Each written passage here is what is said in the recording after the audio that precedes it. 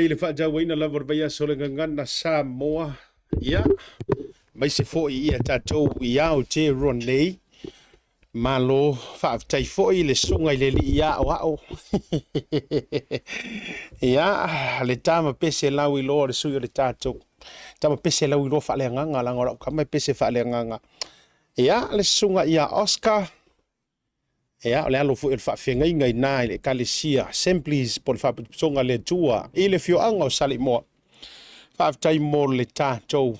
Fuai tau foi. Ia, po le alanga upu foi.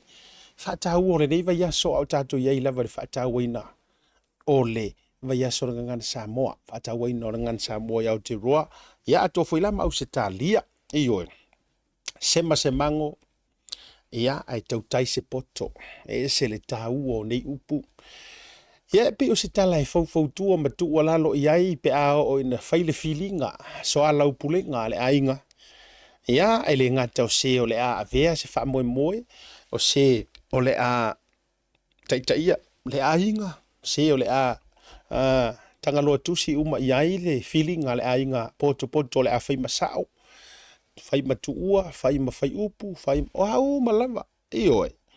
Ia e whaate taupi o se upu e fau tua ai. Le au tino i mātutua. So le, ia, se ma se mango. Ia, ai tautai se poto. Ai po ai se sie. La fokasi iei le kako wha moe moenga. Se ka ngā kai malu wai le ainga. Ioe, se tangatai wha ai le ainga. Au fui tātou te nau tā, ma au fui tātou te tau turi a pūwha pēa leanga o pai a mala whai o ia lea ka kaunga whaia. Ia e a waku ngei la ai whaale kongu mai a pai mala whai ma ka uwalea mai. Ia ele ka uwalea nga o pai ka uwalea. Maare a inga sa pai. Whatalo whatu asia tali nei vaenga o le fiafi i le aso tolu se fulu o le masina o me. Masina lo na lima o le dei tausanga, lua afia lua se fulu ma le wha. Malo le folau, malo le whaatoatoa, ia, malo le pale. Fita i tunga se o tātou uturu o fea fo i lea te. No piai ma e tautua mai ai, ia, masaili malo. Whatalo whatu asia tali nei vaenga o le fiafi. Pa ia o Samoa e mai ai le vavau e o le whaavavau. E le ia se vave le se poto. Ia e na te toe tau mo whai e toe lalanga masi i sesi mata lalanga leanga o Samoa. Wa umo na tofi. E tala tautonga ai tala tofi Samoa. E whaavai fo i le tua. Ia o pa ia la mau sa ma whai ngā le avea. Ia o oi o le vau whirifiri Samoa. Ta lolo atuia i malai whai tauria. Malai to tofi ma to o le au puputoa. Fuelo loa, ia wa foi le wharepolu o tofinga, wharepolu na tūta whaitoa, tūta whaitia, o le wharepolu o malo, le wharepolu o papa. Whaata alono duai a watu mua mapule o to uli ma to au o le atunu. O la lato le fatu a inga tausi. Ia tau ia ina o awhiane, ia, whaata alofa ia te oe, lea te mafuta i lunga re dei porukalame. Ia so ta itasi e te tau mulimuli e. Te tuli mata ngau e peo le tala na whai le ufi le tama ita sina. Ia le teibi fo i amatali ai le tātou porukalame whaata alofa mau folo fantu. Mai lava le sao whainga o le pai o le ngā luenga le tua. O utou o ta whai o le tala le lei. O utou o le au na tofi wha mai o tama o le a whaafea ngai. Ioe, ma ainga. O whaafea ngai nga taulangi mo tau whale tua. Whaataro whātua si atare reivanga o le afiafi. O amai. O sungai toina, o fiongai sea, sungai whawhiangainga, o sungai epikopo, o prestene, o apostolo, perofeta, walanga i e kalesia e whapenao la taulanginga. Ia o ao, o ti at kono toina, au apsosoangi, ia o haisi kaku kofinga missionary, le au tālai, whaevangelia, ia and so on. O au maa i tū te tele mau tau whaalanginga. O lo o tau tua haile ngā ruenga le tua. Whaatalo whātu asiata. Mā lo whai o le whaiva. O upu ai seunga ta mali i whamau watongi a o se seu walanga tila. O whaapu lo le tua lima wha mā lo whai o le whaiva. Ioi, whaafta iatu, lau whainga luenga te tofi le tua, ma to whelua i fo iana nei lavang o laku, momoli o māku kako submissions, pe whase lau submissions ia sa mawhai ona tu whaatasi ai il tatu ofisa le Blue TV, ese mai ia tatu submissions, o te lobo silia atu le whaafe, o mawhai ona tu whaatasi le nei lava vai aso. Talu mai ona toe wha mapu ma toe maliu mai pe susu mai le whitalainga ia leo muenga ioi maliu mai le tofa tele ai. Mai le Pacific Leadership Forum ai me se foi o le fono fautua ma le e kalesia foi e whaiwhi au so whaatasi. E toe wha manusina ma wha manino i le antunuu le tāua o le whainga o lau submissions. Ever since then, ma le tātou whaasara launga, e me se foi ona inisi o tātou media o lo latou tau mawhai e tū le iatu, ia tū langa le submissions pe o le Radio Samoa, o si auso ia Lorenzo, malana tau mawhainga le maluali ma manisi au au nanga. Wa mawhai ai ona pulafia le toa teleo le atunu. E au to wha atu la le mauta Samoa, mole la lau wha maloma lau wha aftai le fionga, le loli e pulea i semi, ma le wharitua, ia leisene tapua i, ia me se foi o le fionga foi le teitei fono, le fono faufautua, le fionga le toto ali i to filau Ted Stanley, ia ma le laulau a fono, io e le sui teitei fono, ia le talinga ia matawha, toruono, ia ma le laulau antoa la foi le fono faufautua la tou, whaurulunga o e kalesia so whaatasi, ia le fionga le sea, le sunga le sea, ia mātou wheloa i le nei au auli fo ingo ola koe momoli a kui ai ia tātou submissions ia sa i fo i le Blue TV, le ngā au to waa maitanga te whaatumu. Whase lau, mauna tupu. Ia whaopopo ai ma le fia hawhe sone, ke roa ai wakai mose se furu wa wheli o kako submissions. Tai hao le aso muli. Tomorrow is the final day. A whaapea watu wai ona e o aturu mauta Samoa e whaisau submissions fo ile le tūlanga o le tatou postcard le waiai. Wha mole pingir kako online. Pingir kako online submissions. A whapea watu wai. Toi au tai hao le aso e mwhaiona e whaatu mui nail vaenga lea. Wa makua mama a koa wale se me ir kako official Blue TV walu a koa le sa walu fa o tuana nei mo le fa malo ya ila to uma sa mato felo ai sunga fo ya le a taua monofui Pearson ya o si uso le telenga mulitalo yo e male to tele ona iniso fa fega ngana mato felo ai me se fo le au ngalu lui ya to filau esta te vanga te o misi te au ya ai le omisi o tol si le fanga le tua va tai foi tau fainga foi le uso le sunga sevea pestali atawa ya marana foi pitola a o le silio me uma fa afetai Samoa e fia fa leo atu fa afetai ati o to uma lava le o mahea ona faia to submissions te fakula ukala le auta o le ka ke fa karo fa e ono wa fea le ngole sa o to ya na nei i le mauta Samoa, e wha o matuai tatou submissions ia sa whaaftai fo i sia mātou wha moe lea o ngā lupe fo i vau ese ma tamari i fo i sa mawhai o nāo ina mai ei manisi la vau tupu mai e o le tatou utunu. Ai o le whaakahua o le vaenga lea se i toi whai atula o whaala utala le. Ai whapea o le ke mafuka mai le kaimiri ngai o e maua mai. Mana tu e mawhaina whai so o sesi.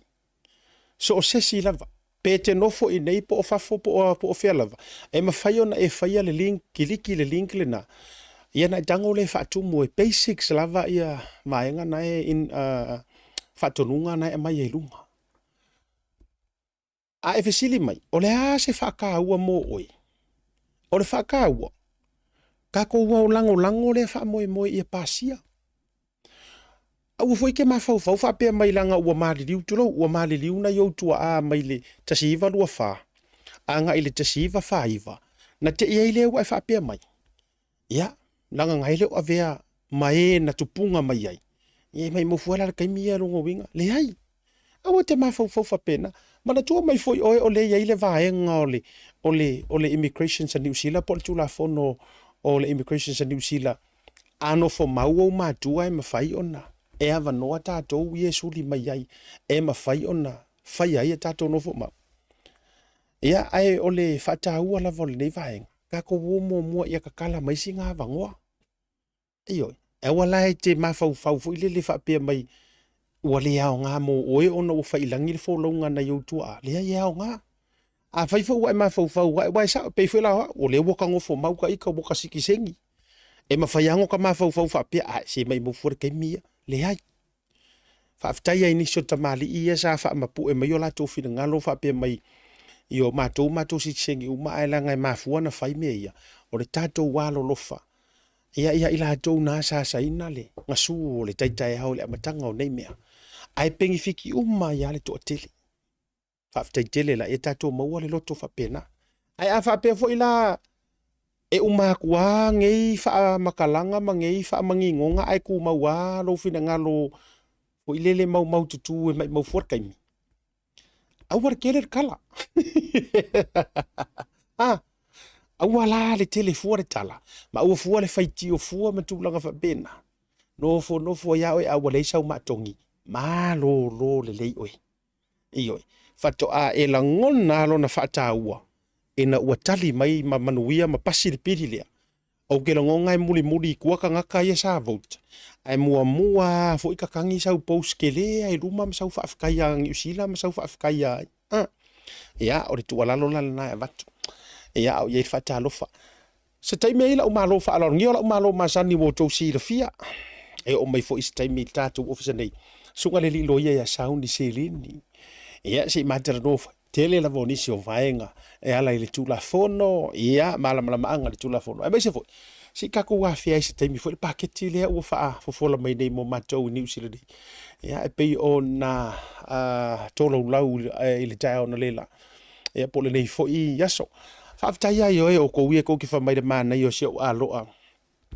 Mo moli atu lau whaafitai tele la vesi au antile na malanga mai le lo mua i Wellington ne.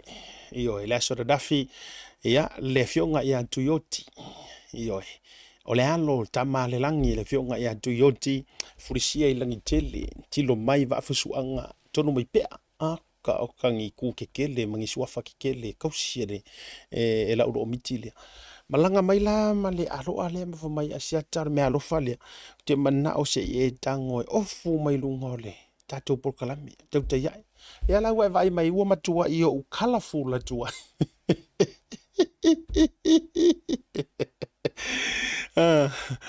o le la ua tau sisi mai matua i o colorful la tua ile mana nei o le shine vo ile le pese shine like an angel ya wa tiri I ila tu ai male uno le po ole ila le of have te tele lava ya ile tina ma lo fo le malanga maduia ya me siri fo mo le no e felo ia lunga nei asi mai fo ia si ona tu ngane le fa to dia ile a pusia I tofanga ya fa te tele lava mo wai mana me alo farka makausima fatalo fantu ya oile te mafuta mai afapeo e mafuta mai ina America Samoa kalo fai robati le mafuta mai nai masefau America Samoa kalo fai le moto fianga o le aso lulula le nei alanto fatalo fantu all the American Samoan fans al tato tota ya e manga isio wa inga mai sa taua ioi foko amako feilo ha fa fitai foile le I tustusinga fa fitai tele lava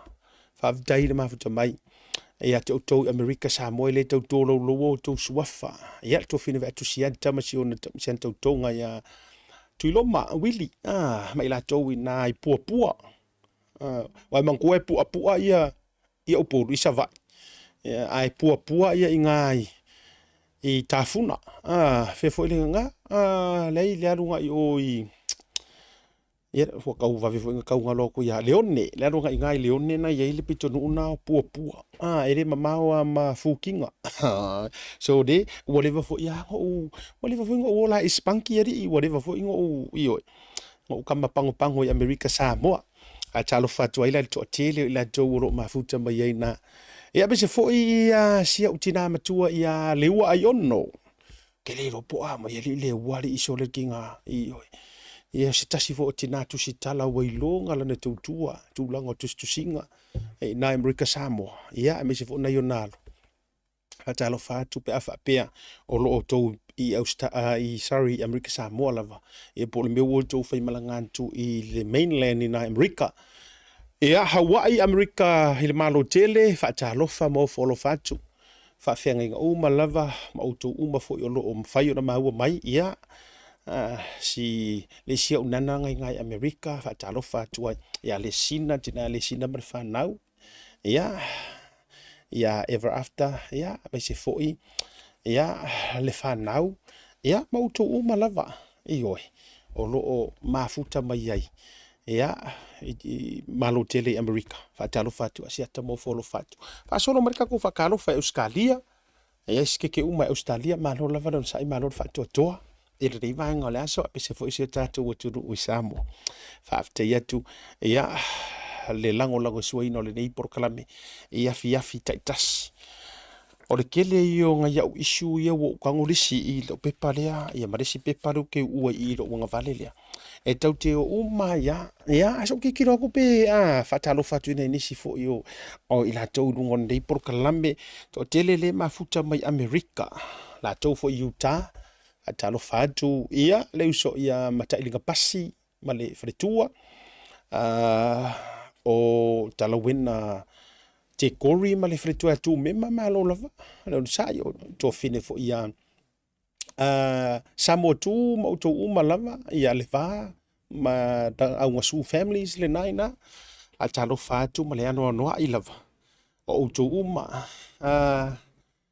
o patalo fatu fo ia malo tutu tasima Blake masiola tu ai ngana mafuta pe foi ia mai se foi o le tofine ana fanua io mo pola mo to uma ia tu i fafu hata talo fatu ma fa malo atu livanga o le fifi se o tu ina tu si vaenga le o si fa linga le po si o le fa mo le so antai au o le tamaita ile e failana sian mission fundraising for tomorrow so ko ai ko ai lunga ile ya le na tonu lava le o to sila mai ai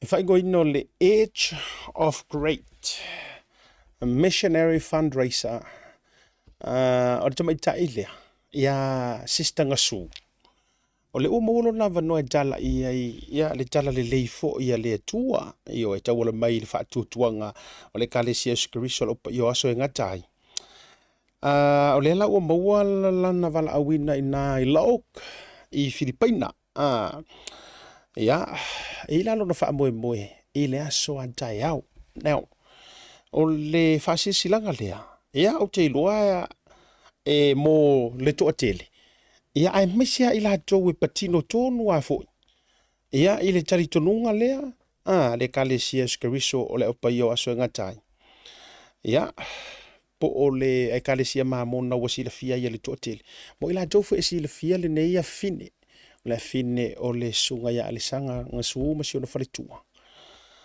o le ala ia ile fa moe le aso a tae o le po le ta o le fitu le boto sila mai ai ia e mafaiona e sua tuai ia la foi se meo le mafaiona e tau auina ioe ia anga le ye mafsoso ani le fa moe o le nei fo ia fa fine a fa tapena e tu vatu o le swafa o le tamaita ilea o factory o le kaunga nga so le kau mape vai mo lo favor ka ngole ngor ke nge fe au kalai o factory ngasu ia o le atapena mo la na mission ai la sion fa moe na ila so ta o le uto sila mai ai ia o le au yai fo I fa moe ina o Tara Music and Arts Center ile shopping center ia o to fo iole kalesia skrisolo pa yo so ngata ia e fa fonga mai lungo le tato po kala me wa to tele fo ila to mo ta ia anga le yo la sa fo I fa moe o le afine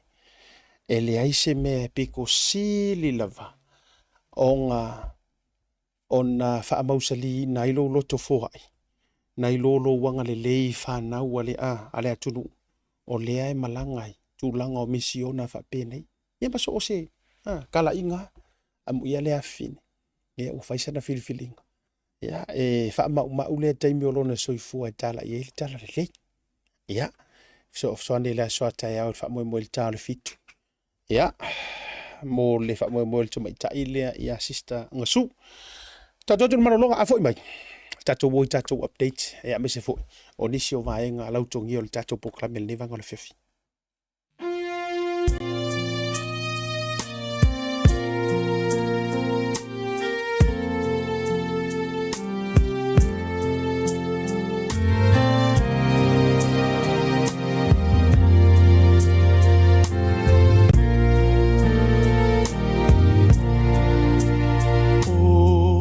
le au le toe tai aina uru whao pe o te sasa ina le whala e pe o whaiva o paula.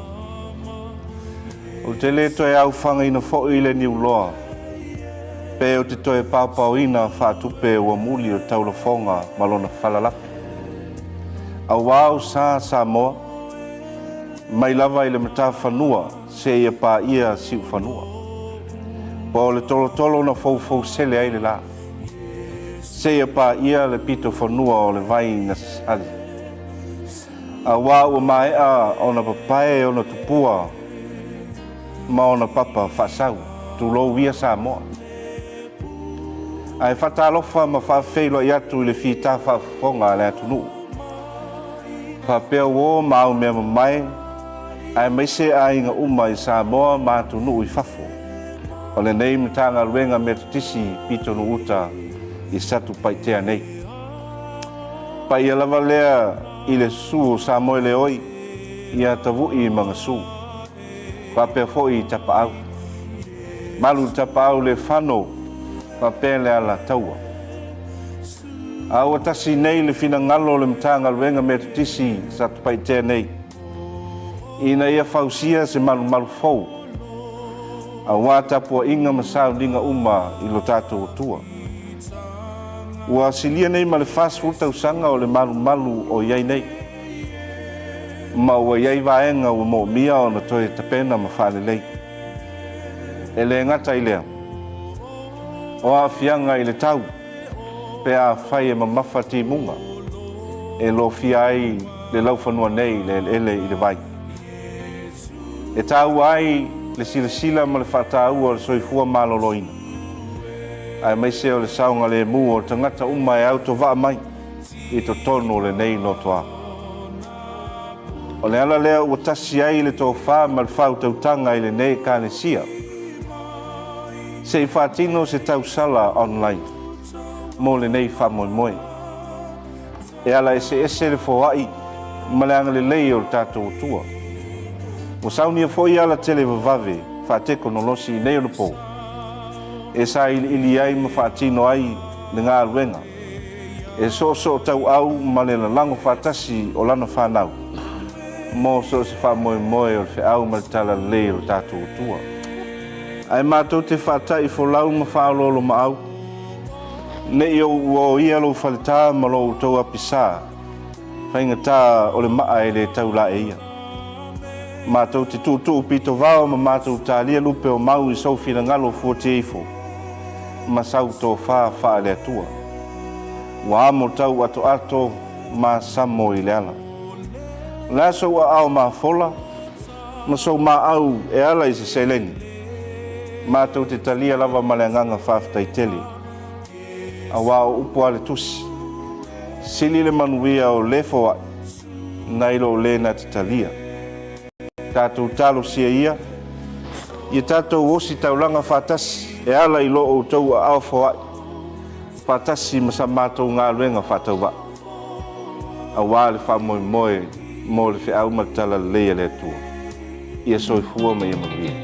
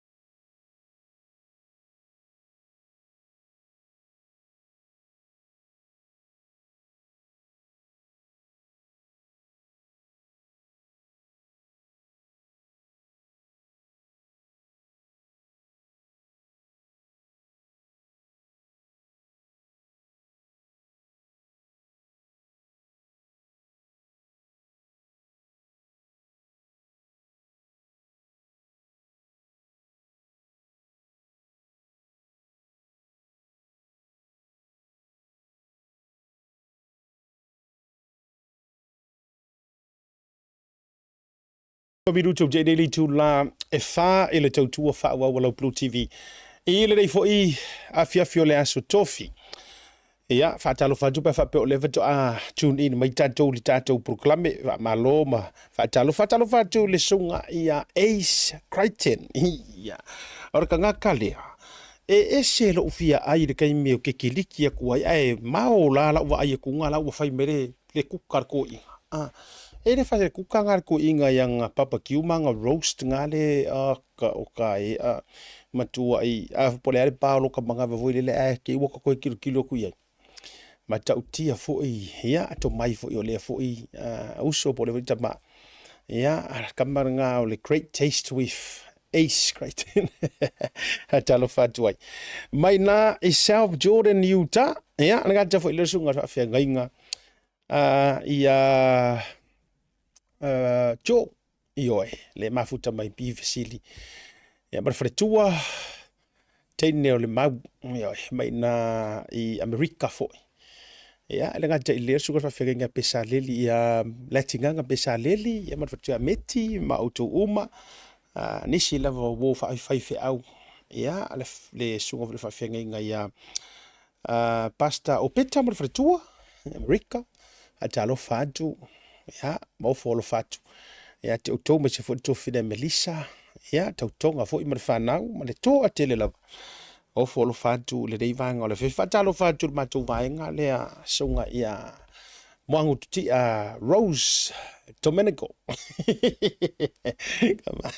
ya ma vainga fo ir mako asko nga i fo ka ko papaki yo fo fo ina misi ri tanto papaki masani atalo fatu ai nisi o lo mafuta mai le dei vainga o le afiafi ia lunga fo le YouTube channel malo le sei fo maua malo le langi e mama o alwa tu nei ana nei le mota sa mo va ku ka ko submissions fo ia na fa fo email to tele i official Blue TV o la tuma to fetau i mana nisi fo to ina sorry asiako avaku ia se fo bo mai oi ale ungara ro lima umanga u ko milimili mai oi sorry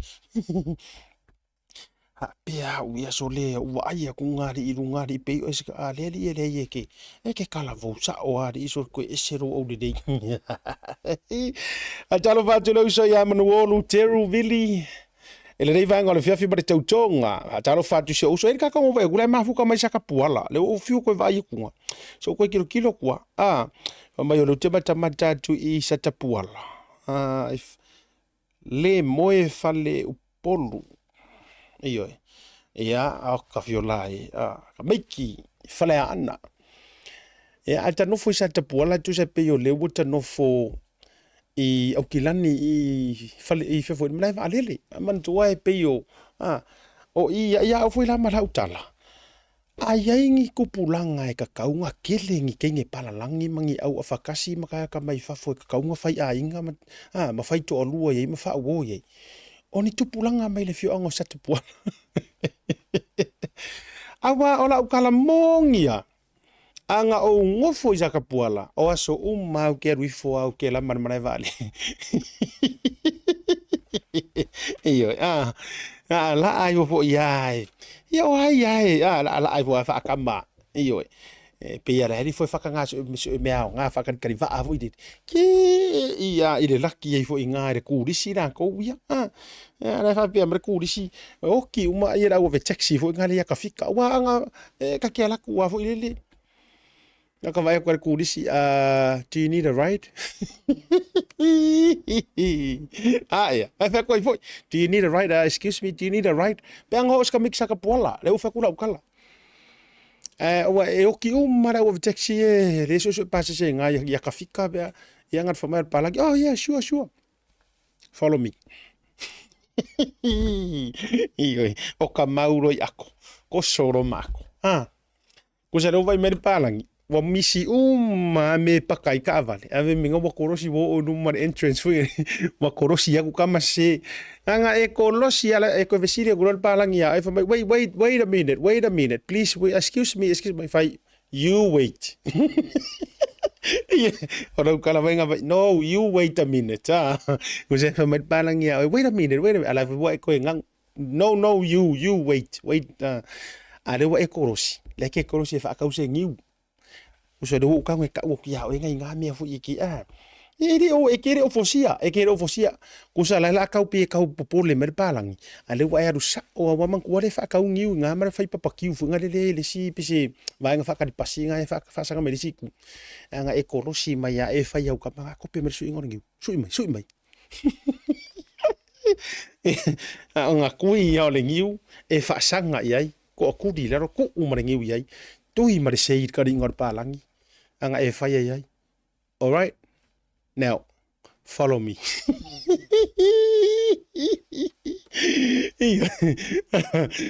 ko sole mena jola e fa inga kanga ko e musulanga na wa kof wa fo ila o le ngiu malu luar ura sa ka puala ele ai si de ula ya ingi singi ala wa ala ke ko so aku ko e siri me excuse me where we go ya la wa fa yai we are going to my motel we are going to the motel ala wa ela ku fa seki le luongo fo lau ka mai fa leo lo fa ko ka mananga la wa levang stand by mai ia ngo fo e lua o le lau la iko kongo mo me ma ilo wa ela la nga fa le ma ilo o popo o esi o e ka mo mai e ale mele ka ne ka fika ko sa e kuai mai ia le karinga malo o fiso kuris ale o makua ping e ka mikel fale anga ne iyo please you may enter anga e mau de di ma you may now enter my hotel.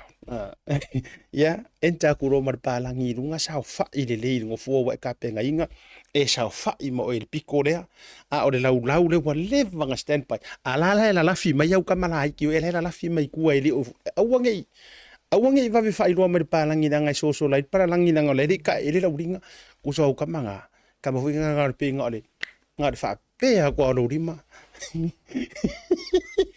kamo mo e mai e fai mai pale a kamo i fai mai mo puro lo ngi o le ke fi so ngia o le ke fi so ngia ku malanga anga o ngofo ja ka puala mai aso io ukalavo le ai yo a le palangi amerika palangi perkangia lucia a o wanga ia o sikailia ia ora ukari malo iyo anga fiki kwa o rima ya kamara ikua sausa salapa si I mai ka manga sa salapa ya ya anga e ke kangwala taste vai you may now taste the sasalap e ke faku awai a e kango e mara jole to te vai aso ngana samo kango e faku au upu kango e faku au kango e faku au fa palangi iri popole ale iyo a fenga kaya oi nga e ka ngoala ia le faila fa palangi open your mouth ha wa ki fa benga ha yeah you may now taste the sasarap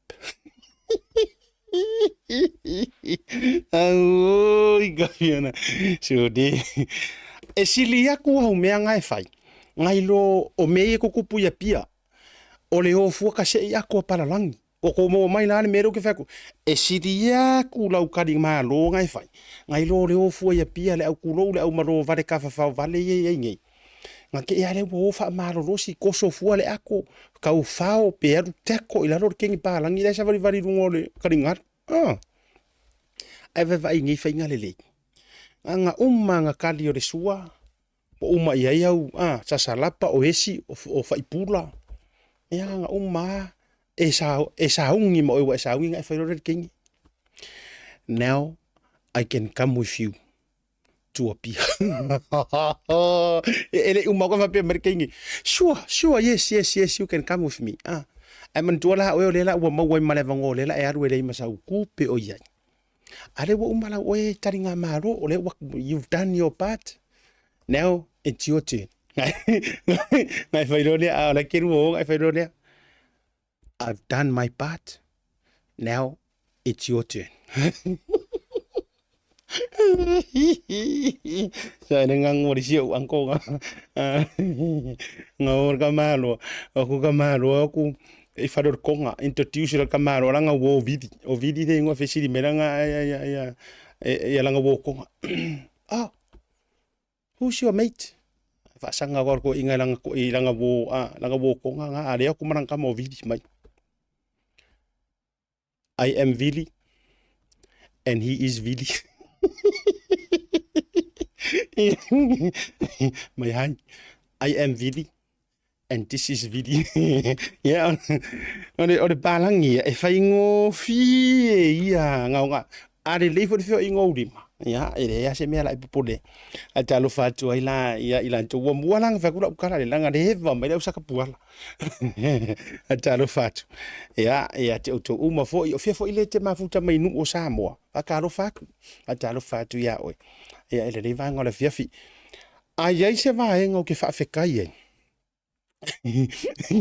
e vai ho yo I mau ya ngangu ngai now it's you ko sa le ma fa la sa o fa Samoa kama ho ile le ai ka sa mi e vai la oi o fa ko le palangi sa u fasi me ai no it's you se ko fa ko la kala le fa fitai ya te o to lo o fai ona maua credit dara e makama kai po kala me ya tatou fu Samoa mi tatou tunu Samoa ya wala ngo mantou ia tunu fa fo ke le ai fuli le wifi mo tulanga fa pena e malo lo fo fa ftai me la le o lo mai kampangi ke fongi skai mi ya me la ye lo mai le Vodafone ma titi sa tat fa ftai ala titi sa wala ngo le fa pa anga ma se matou fo au nanga ar me la le o ro me le Vodafone walanga o le kele io la ko kara ru mia le wai onga o le fio tanga tai mo ta il proclame le nei tau tai ai maka mai ai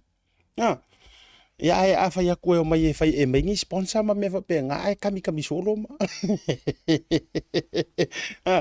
o le tele io le la tau tara ma la tau karle o kaudia ia ono proclame nei ia pe fio proclame tu lu fa kasi la le vaenga e te tau ona sila ia i o ele ke ola pe te roto vale mai roto le nga mai tau mawhai e shutdown mako proclame ma le tano ava o le soale pule ia o kau mawhainga siuso le fionga e whanuti ia o le radio o le siufonga o le dial fou ia o le siufonga fo i o Samoa le radio fo ia le sunga le fionga ia vui o tau maua mai ango me whapea o le la ngalo ia oe e ngalo ia te outou e me se foi a whapea fu o ngai ke ngau mai o ele kiri kua ngai e ke ngau mai mareanga mai lo ma fau whapea mai shutdown mako ai mangkua mai foi la se whakura o kala lea let's talk business Digicel and Vodafone I am hoping o lea ko ke whaafonga le lei mai e hau ngā fo ile mo se uso la fiong male mam lamara fiong ala upipe tala i lene o i o le pule o le Digicel Pacifica alu te tala noa jua o tātou i nai Samoa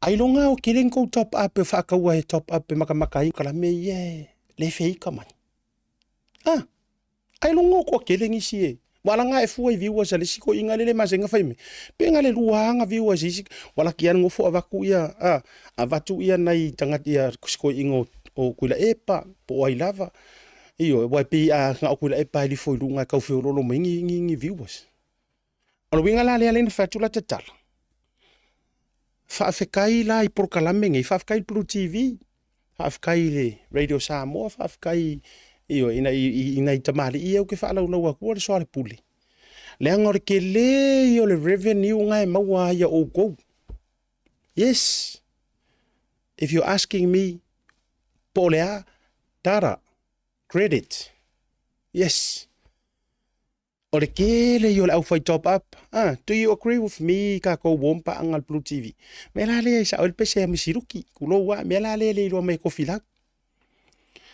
e a le au vaenga i e kau mawhai e wha wake ia wo man kuar me lea lenga because e la tau na message mai Samoa yes ke roa e langona ile e wha mo lalo i loko message mai ia ngai ngisi o woma pa anga tau tai ia e mai sawa message mai fai mai asiata o le mele ia i mako ia pau wale mea o le wha akau ma se fele credit mo tau tai ia ma polkalamia o kunga fai me fafu langa lo mako mala malamai so who is reaping the benefit out of it Vodafone Digicel yeah o ko walanga ngaire o faiangi si kai roila po yengi si vanga fapenga watati ia la mato ya imagine la imagine pe afa pe la e makua fai marko wifi ma me uma fapenga ma solonga lele ia le si por kalame ngai makua kele ama pengi fikiri kele ai le afoi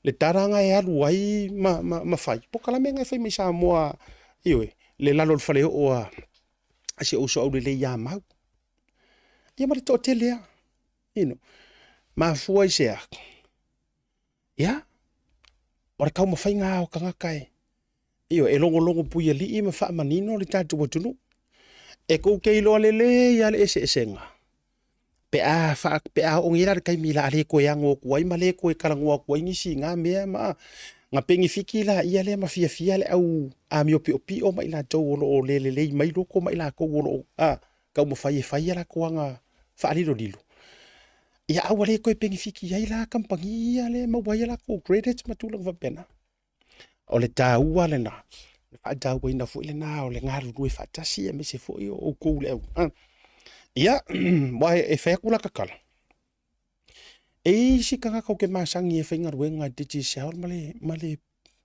ale si male Vodafone soli e oi kanga kai ka ke vai ku o le public ia la ko criticism me faile malo ia ala fenga ruenga kampangi ke fongi ma tu blanga fa pena ia uyo le le ale fa ina le a tonu e ia le aso e o ina ai o e ma e realizing ioi o ele si wate tauna e fo ile le e ko kongi au kapisi ai la tu le si tangata le nai tau ma fai so nga vangoa e la ko fainga ruenga i lo vano o ele si waka se fa tu fa la utala le au tatu ia ile vaenga le tatu atu tatu o totong o le tele oni se vaenga o le fa la utele asu ma sunga loia ia sauni ai ngango fa ku karale si kama imea o ka vai ku kai mingi sinta mai mea o ta vai tunga ua faikio mai se si o lo fainga ruenga le lei pe fainga ruenga le malo ku sa pe fainga ruenga malo pe fainga ruenga singa ruenga kuma oki so se mea ka ke vai kunga faikio mai lea o le ale mea faikio mai lea pe mai le power faikio mai lea o le tele i o le public faikio o ke mingi ko rewind la ka ko waka 10 years ago ko rewind ni kuar ka ko waka o before I fainga malo la ngi ko rewind like ko or fisiti nga public ngi faikio sa public ngi faikio or kati ngare kasi ar Facebook fo ngale fake page fo ile ola pi le sai ai si ola pi kuaya ke le lo ye pol ola pi nga le fa wa me la ver kai ai nga o fa ya nga pa wa nga ole Facebook pole page sa public mai anga faikio nga fo ile ya o si me ole wo ka realizing ole constructive ya ko honest o me nga mai lunga ola pi a ofesa ya ile mau fela sala la fie o ko wi fenga ruenga ko ngol malo o fela sala la fie ya o ka vai ku foi last month fo le makanga masinga ai sa fa kionga i ngol e peor pa i ko ngol makanga ruenga ale mtanga ruenga ngaruenga ai vai ku ngai runga e post mai ai post mer kanga kala fenga ruenga e si ngia foi ko ngol makanga ruenga o ngaruenga pe yo ile IPC ona ofisili la le ke fie ofisili ko ya uko o to nei le ua ku lo ke mfengo fa inga wa fengo fien ko ma fiki wa fengo fa penga o le ua fengo fien ko ma fiki ai se nga ko le ma fiki ai runga ke mia o pule ku le par malo ai se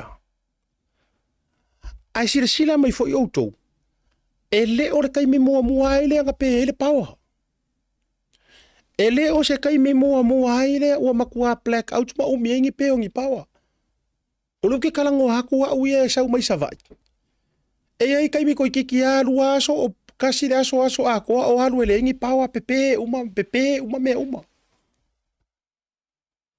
ale mangingo ar sa ngonga ale mangingo sa ngonga ale mingiska o afira isa va yo afiku ai o meanga ele i o ako mar fainga malo fo ma va ku ila ko afifo o le fato ata fa fo watu o le fa ko aka fa fo ku ngai ka ko wa mio a o mea ia ko ke fai ki o mai ai o mea sa fai mai la vai amakanga fia se furu ka usanga o fai me ku ila epa ai se a sa o ko le fai ki o ai te lo la utala o le matua to wola le anga le mafaufa yes o le makua ko wola le anga yeah aro ke pe ke le fia mai o ke le fia ele o te o pole to pe te le fia a ele fia o e kon walo ke fa so ko whoever o e lea e ke fia ngale le ua e a pe o e selenga vo ile pe ya o e selenga ngasi ka mai mea ke vai ping ya e ngiau kusa pe ke direct pe fa le ngolua pe ke fa le ngolua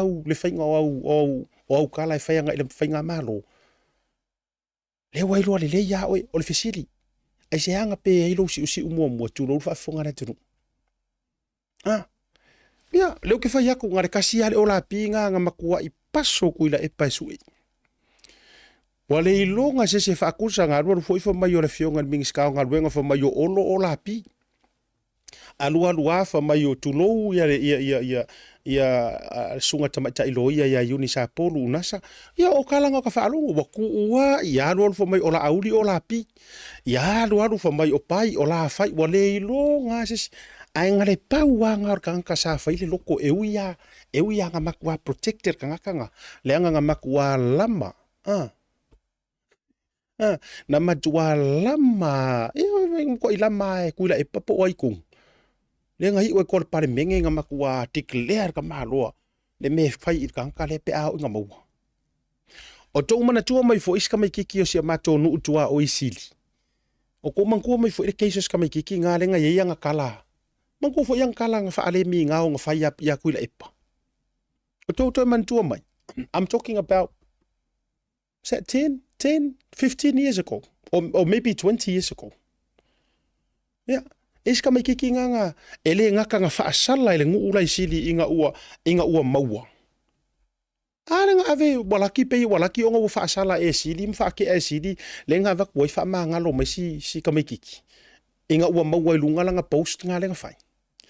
O tau sila mai sa moala leo ke kau fai aku o ile ku makuanga ngau ar fai nga malo ku le pa ko ku lai mai e fa upu fu mai o la to pui ya ka kau le ku songa manga o makua control mai ya ka kau na matua mana o le to ina nga ke ua o ya ka kau la ngo lu ke kala ngo I know exactly ya ke isi le ku fai ku e ska mi kiki nga me le fio anga tu lo na su e ku ngo ka mi ki ha onga sa ye nga kala upu le nga fai lunga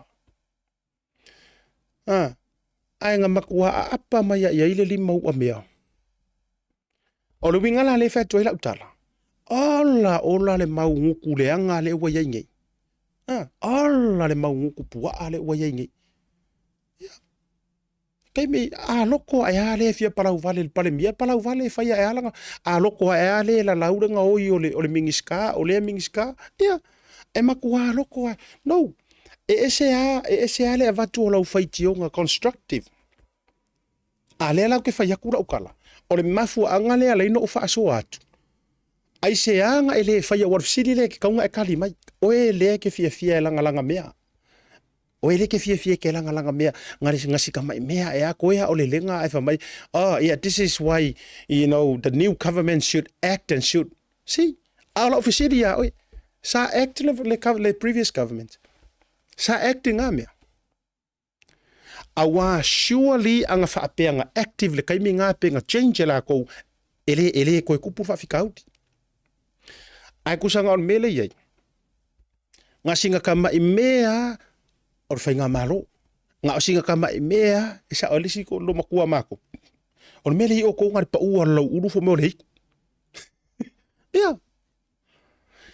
Whamai na o le pa ua o le lau uru fo meo le hiku. No o leo ke fesili aku ya o ele ke fainga ruenga ko kongo le malo. Lea wa levanga e singia, wa levanga e ola pala ai ma e ola ko eli. Wa levanga ngongo kia mau er kanga kalu fofonga e sanga e kaukala nga e kaukala timote o sek oe. O leo ke kala ngo kia oe. Ai nga o nga uma wa e loa o tama ita ipale mia ele se kanga ka ele pe yukuila epa. Yes, makua I ko take advantage. Ala wo ko usira fia. Ko usira fia le ya le ngor fa ko fara ingal sa fa piko ele se or fa ko fara ingal sa fa piko ele se kanga ka si so ele o se kanga ka e vave pe yo kuila epa nga fa ku nga par me I fo yai kali mai yai nga palasia urupe I me I fo kali mai yai nga paka ku or ma ai ole me ya ya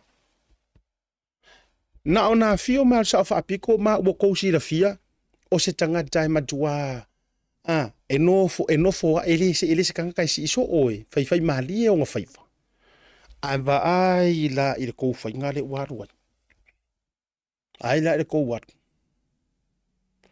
kasi ngo fai kau le il post nga vi foi lunga ele se kanga kale pia se kamai ka isi ngia ile le official power I'm talking about 2 or 3 weeks ago pe ori si pe nga e ori power yeah. I also inga yang whainga nga. Alai ngofo le management role. To me, secure. Yes. I'm calling for the minister. Lau fionga olo. A fuafiti ai. ka mangai le mo mia kuri e le mo mia sa fa inga ko inga kanga ka ola fa folinga fa pe ngai ola pelo or ko inga afuanga ka un fa ya o ko ye ko fa ngulua mo ko ye ko ke ola fa folinga ko yes on me ngai ka un fa on me ngai to no fa ya o ko le ko ke ola fa lave lave e ko ke ora fa lave ai afia ko ke fa ma vai ko ke le fia ma fa ma vai wala ngai mo ko po falawa ya afia ko fa ma vai le mfen ko fa ma vai ai ko wo ko ora fa lave ko vai ko fiku ngale lenga ka mo fa sa ka ro pango tu lo le so fa pali fe o fa ia ala le o ko fo ia ku ia pali pango ko ngau ko fo ia fe ala o fa ia ngau pe o ko ongi ruru ele ai valo ia iau o Samoa si tama ia tunua everybody know each other. Everyone knows everyone. Whapeare au, whapeare poele au. Whapeare kau pulenga le loto leanga ma le loto ele. Manga ia lea. O ke rei plan ke leo ke whaasoa ngai lau whainga ruenga maro. Awa ke ia ua maro si mai ei lo. Ia kaku whapenga kako poklami. But e ka kaunga avaku sa ora mako ku ala lo lango mako ora u fasara lau o matou o leo o tangata lau tele. Leanga ora kou whipunga e whai mai whapenga kou ora kou whipunga foi lele whai mai whapenga tou ko meni. Alae e avaku mako whakua kuanga ia o kounga kou aku kou kea kama mai fix the problem. Fix the problem. Lenga? Ora kala lenga a whai ke poko mai aka mai stay there and fix the problem. Ai ia lako e fix the problem, ai lako mga awinga nga leu ai ama e kango fai mai mai ko e kango ko criticize ia lau makanga ruenga ma mea uma matulang fa pena. E ro mai e ro vai kele. Ia o ai la e fi ngau ia. O ai la ole a e fai nga mea. Ava ko ngia fi fo. A ole mea nga ole mea wole vanga kaunga fai me paia inga wo kuanga yak. Fia pa se furu tau sango ke lo le umi foi nga mara makuanga pe over marcos fu ko sanga makuanga o afinga nga isa longa ya ngusa nga fa fo ko fale fa fo ko ka vale fa fo ko pisingisi fa popo ko pisingisi fa alu milion nga ko pisingisi ai le fa fo wa me mo tanga tala utele ala wa makolo uma anga kipi nga mala va lele nga mai mau i ki avea anga kipi nga wafu e mai mau nga isaki koa moko vai anga ka kipi nga poro keki ai amai va koinka ko fifo e kisi wale vanga le ko pisa penge yo hakur fai nga malo fo eleila se melia paule mea ole haku wangi si mea le longo le leia maka ule leia ka ko sa ili ia mea uma orkara ngar kusi ia o hala ngisi me le malongo le pe afa e aku nga o me kuai ma me leanga ma me kau feola ma me kau ko ai me la ia ai power me le sa fai sa fu e ar kangar kaka o le si fai pule nga la ku kongu he was nobody he was nothing e la ku kongu le mangi mea ai ele pa ya inga fai kon kalaki ele pa ya inga fai farkari malo ele pa ya inga fai pisingisi ele pa ya inga fai le kampangi la ulodi kampangi iyo esa oiris ko inga ele kampangi pusa sa fa mai kampangi pusa ko ud mas se lori se mangaya lori pusa ko udu foi ngai ia ma foi lai fa ko o lori pusa sa fa mai ko inga ele sa ela ko ama ko udu ngora war kele bo pai mare ma ai ngora war ele sa ala e ko udu nga winga la na le na fa tu la utala nga ole ku ko kanga nga ole ku ko kanga pa wanga ole me sa fai pa wanga ole me sa fai ia mau ko sanga now we know fa fekai le social media le ki waka mo fai kuila e pa ka pe Facebook tau te lo sa mo O le mea ko ngā lenga mwhairiko inga ka pē shut down Facebook. Leanga, comes are the days e reveal umai mea uma. Just by a tap on a finger I lunga ke fongi live mai. Yeah. O I konga o kua leo pakakua nga kau veva I mea nga kau shut down. Aua ia whaapongi sā inga kako. E uka ua kua. Ko sa o mea ia. Sa manga o I kapongi uma. Se I shut down. Aua nge I ka uaku e maa dauna ia tunu I fafo. Ai mai se ama ko ui au ko va aia kungu I fafo. Ua. Ore ai se mea ka ua e mako movement. Now let me say this loud and clear. Sa moa lea kungu pele ia kungu I fafo. Lau ke karangu ako tātou ainga, kako ainga.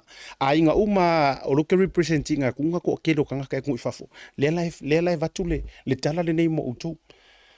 Ai se investment piko silinga ka ua. Ese mai kupe ma manguia I le kingo ngau ko vaa mai ai o kou ainga ia kungu I fafo masa iri maharoma iai. Ai se investment piko sili ka kaungo whafika iai. O le knowledge and wisdom le ua mako mai mako loa makilo ia kungu ngai. Mako whaasanga aku. Ka fiola e o le vaa o malala mea ngai whai mai a kako. Kulou. Yes. Lea la ua mako fisoasoangi aku mo mako whape aku. Le kio ade sa ka meki sa ka meki ki lo fai va akinga a kioa. Le ua mato fisoasoangi atu mo mato fai atu. Le kioa a makikiva pe ngai mako ai ngai sa va imsisfo. Le kioa a makikiva mare kangolima ngai ai ngai kuā mangu ikua. Mafua isea. He, o ngai uku kanga au eri au lo ngai kongor parmingi. Ngai aku kongor malo o ngai uku ala ko kanga. Yes. Ako fie lore pingi ora ukala de. E kei rongo fie ar eri au lo sala ku eri au lo. Nga o nga moku ar pau falawa pe uma mai mar parmingi. Moku. Makua kua ile e falala vaya mo fau ere isaea. E kei rongo fie ar kanga laku eri aulo ngā laku ngā olanga kanga ngā laku fue. O le kaimia ngā moku wailanga pau falawa ua umar ngā ruenga malo ua umaku mar malo. E le haima se mea ola. Le anga o manguia o le tua e alu iluma ko e alu ilunga. O manguia ngā o le akua. O ke le karikongu se mea umanga e kangi ma e vivi ifa mai. O kangi manguia o wha manguia ngā o le akua pala. Alai ke iloa le lei o ngai irau mea valeanga e whai. Leanga ore kaimia e umai ma mauar mea valea pe maua kuroure e whafonga Samoa pe maua lau mea pio pio ngai whai. Moku no mar pau whalawa. Or fisirila. A whai o se manguia mai le kua. E fiu lima parapala ma lima ele elea e ka hofi mai oe ma manguia ngā. Peke whai pule, peke le whai pule, peke CEO, peke le CEO. A whai o manguia o le kua. Pe ave a oe le vau filifili, pe ave oe le koafa. E o la manguia o le tua. E kukupu. E continue. Le angor kalanga kuspa ia. I know the plans I have for you. A plan to prosper. Avai ai. Prosperity. Kasi nga prokalame ale aku ang fai. Famai, I know my plans that I have for you. O plans ale aku ang fai mo oi. Ai ke rongo fia la nga e sau ko kongu e eli aulo ma e fai konga fiki ma e fai porkiki palpala ma ele elea o nga orfu enga au kanga nga o nga moku ar pau falawa. Bye Felicia. Moku ako ar kampangi, moku ako ar pisingis. Koso le penkele mea, vaoa ako mai le mea. So o marko fe ko fe isi va hanga fa mai ngare mama mai fe engi usila. Angale wo ku ngai usila kulo ngau fa mama koko. Anga wo ku langa fa ila ma la si yakir faku. Leu ki karango fa la wekele e fa longo mai ngai ke afia. Maybe it's you. Yes. Orka ko fa soa ngali. Sa idisi wo nga hero do me orka ko fa soa ngali me. Ia. Ioi. Ore fau kuanga la lea. Ai la se mea tātou te whaafetai ei tātou ainga mai Samoa. O leisi investment tāua lea ngau mai ei o kou ainga ia kungu i whafo. o lea ua koe fesoasoagi aku e faamangigo aku Samoa maku aku i pala makafili saugoa kagaka gai kokogu o le malo ia uku e o fegi mea gao aku e leigi farekioaka o fegi mea gao aku e leʻiaigi e leigi kupe fauaigi falefoga farefia ae oso le porokeki a le iku malo ae faua ai malako fale Era mea la ke e wa kirikiro fo ile sima bo le lua maua o la ofisiri fia kausanga o kou pale mai o kou ku ma le maloa o ve o kou mai HRPP la vea fo e mawhai puna le fast a wha apea o e wha mai a e mama me ye loko mama a o leo ke whai aku fia kausanga ai kou kere i pale aku i ngā kofinga pe fia fo i kausanga o kou pale i kofinga ngā ai leanga sa kou whai ke leanga u me kula e poko ua fia ngā kausanga hele i whai kou whare fau ai ngā o ngā lakua o le miri o ngai kua e fai ae e avere le ofisa fai ro avere ofisa fong fa vai fai o kou fale ave fai o kou fangua ko e lisi o kou fangua ai ko e pingi ai mo kou fale fonga fale rua fonga fale kolu mo kou fale fa lau kele kou pisingisi ka sua kou fangua moku fa fen kupunga mea e fa fen kupunga mea nga ela ko le vanga e fai pule le fai ngia rento le fai ngia pisingisi fa lau kele o fisiri ai seanga le mfainga faianga America mi au e ai mua mo le vanga i kongo para mengi ai seanga le mfainga fai ai why now langa yeri me ngai kup so le se a ko fa pi o pa fo i fa poko e fa pi o pa a ko fa pi o pa fo i poko e fa pi o pa a ko se i fo ngo popoko e fere se ai o ko ki se i mai ruma ma kira kila o munga la mar kira kira ko ku e oi yo fengi me la le larngi kere me ko ke kai fongo le milionga e fau fale ave ngai ka mai pa wai ai kangaka ave ngai ka mai voucher pe ngar kai worth of kai valu se la uma me uma ai fa ku ko fare fonga fale rua fa ku ko pisingisi o kasi inko kong o kasi ingo ko ngi karunga ya tato malolonga de usau ka hu merka ko malu a wa manga ya ai ka kiri malolong ka ko papaki iyo ya o le numero le ka ko account nga pe manga o ka mai sau papaki ya ila sto nei ya le tatu ai nga papaki so swani fo i ya fundraising fo ya sia mato fo i tau mafainga ya o la ia lo papakiu de anga waso ko nga ia every fortnight te fai iyo ya FC di mai wa wi di aro la FC di mai ya so e am fa puku fo se lengi yo ma sia ko inga wa mai fo iwa iyo te mi ngi so i fuanga ia ke fai nga ruenga wa me ma faina fo ile tu e ve mai me la le lo mai yervanga ma ko ia ka mo fai fa ka ngai papakiu fa ka ngai me ia ese mai ngaruenga makiu ke ro fai ya era ku foi ko fa ka ngai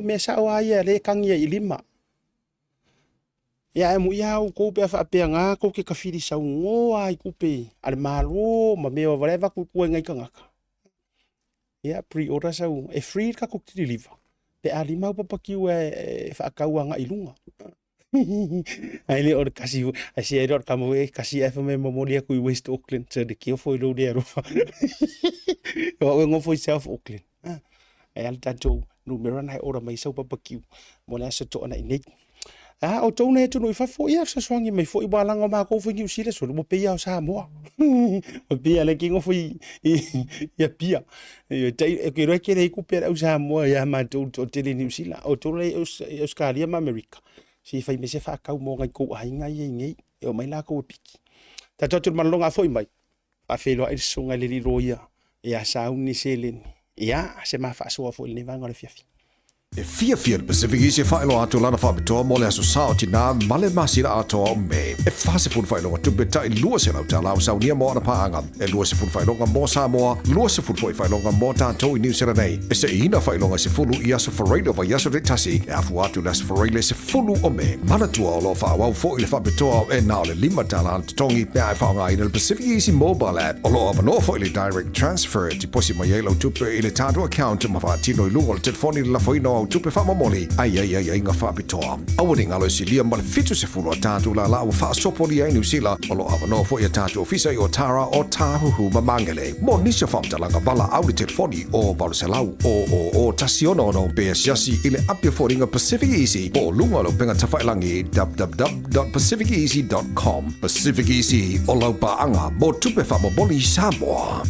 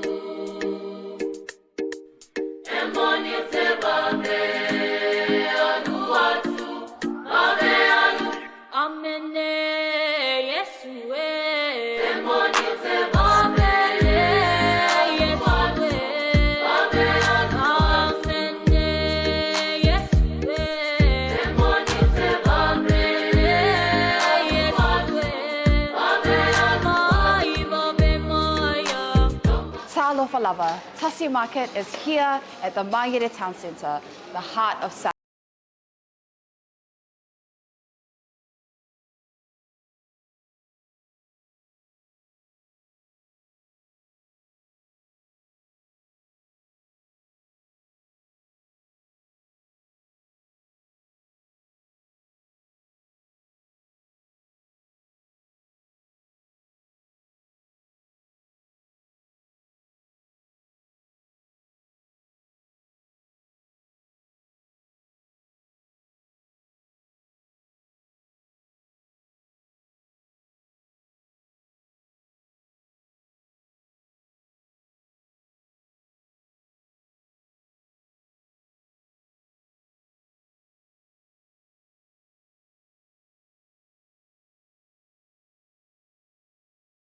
Ua lua se fulu minuta o te dei le tu la lima le taibia mantou di usile dei o te fia failo atu. Ea ua mafaatasi fo'i ma la'u foma'i o le tulafono. Suga le lilo ia. Ia a o loe fo'i o lo'o va'ia tulaga tautupe a le ANC. Io. Oh, sorry, a le BNC. Ia sunga le lilo ia sauni seleni. Ia o le malo fa'aloalogia i vai aso taitasi. Io. Ea o te fia fa'atalofa mau folofa atu. Ia tau mai lelei e pe yo le ingoa i po le urua ia li'i. Wala lango fatasi e peyo le tautalia sa tupua. Ia ua fetaia i mauso la tau i ili le nei vaenga o le fiafi. Ona o le vai aso ngan Samoa. Fa marulu atu. Wale pakia se avai. Iyo e whainga tāle to ai tau nuu. Ia o tama tulani ua tua. Iyo. Mai se fo ia to o le tu ia tua. Ia e tau ia on le soafa manu malo ke riso. Te wha malo mo wha whiro e tuai. Ia fio mai runga ta prokalame.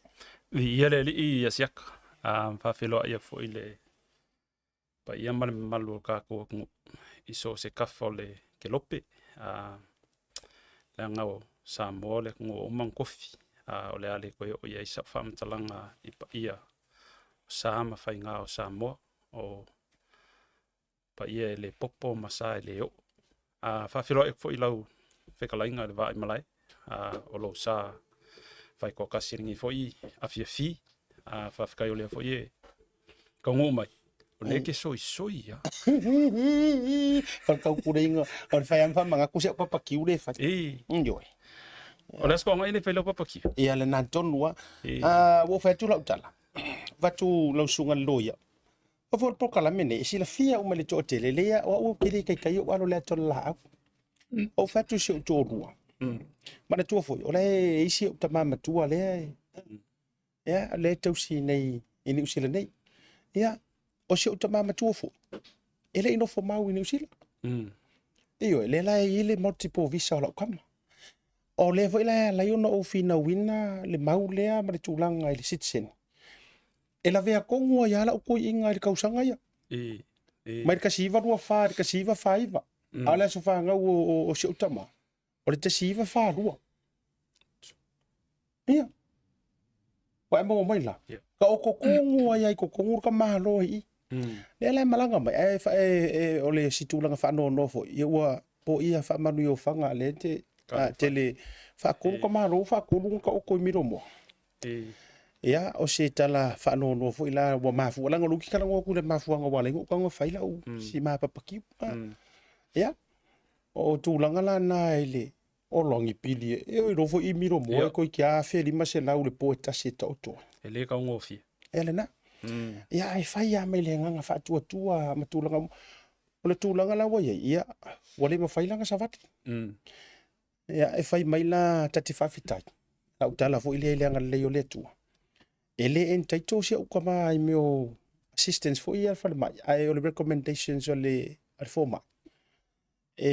Ka kaunga sa wi kua ka oko se moenga foi le mo pa o pet foi le ai le ma fainga mai la tu le nga ile no foma e o fa kwa le le fainga se o fa kua se lo sunga lo ia is pa to mai tua mai se o mai tua la nga mai mo fola kai me ka oko me ma lo i ngor piti ai paule me yo no wa e ile ta mai pleading ilo na to low brain ua ko sai la le mga yo le tamatau ma le vai stroke fatu lo mai lo tua mai ke kausia mai nei taimi o fa mangu yanga ki but e se le anga le na o ai mo mai la o ke mina ngel fa il fali ora ku ka ko maro moenga falma ia fale ba na mo mai se tasi fo yo angit e fa ngo ka wo fa benga wa o e lo anga le mai kali o kakalo la wa sa fa ka maro la moenga nga ka mo ko ya o le mai moenga mai fa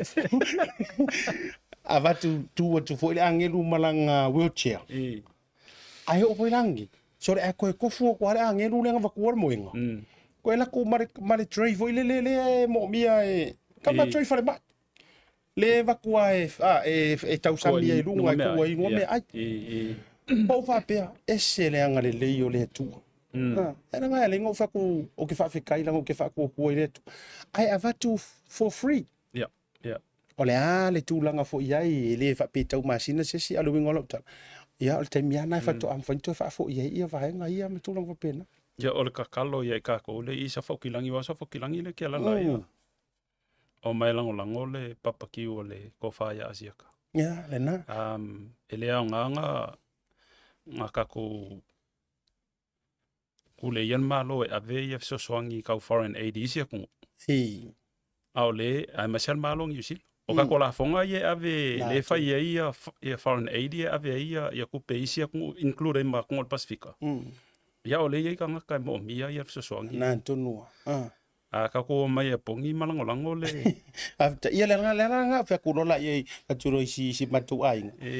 Ia wawale whai ngaruenga e roma. Wanto for matu ainga e ausa. O whea kurola e le silia e ngaruenga. Sauloa e lau ngaruenga full time lea.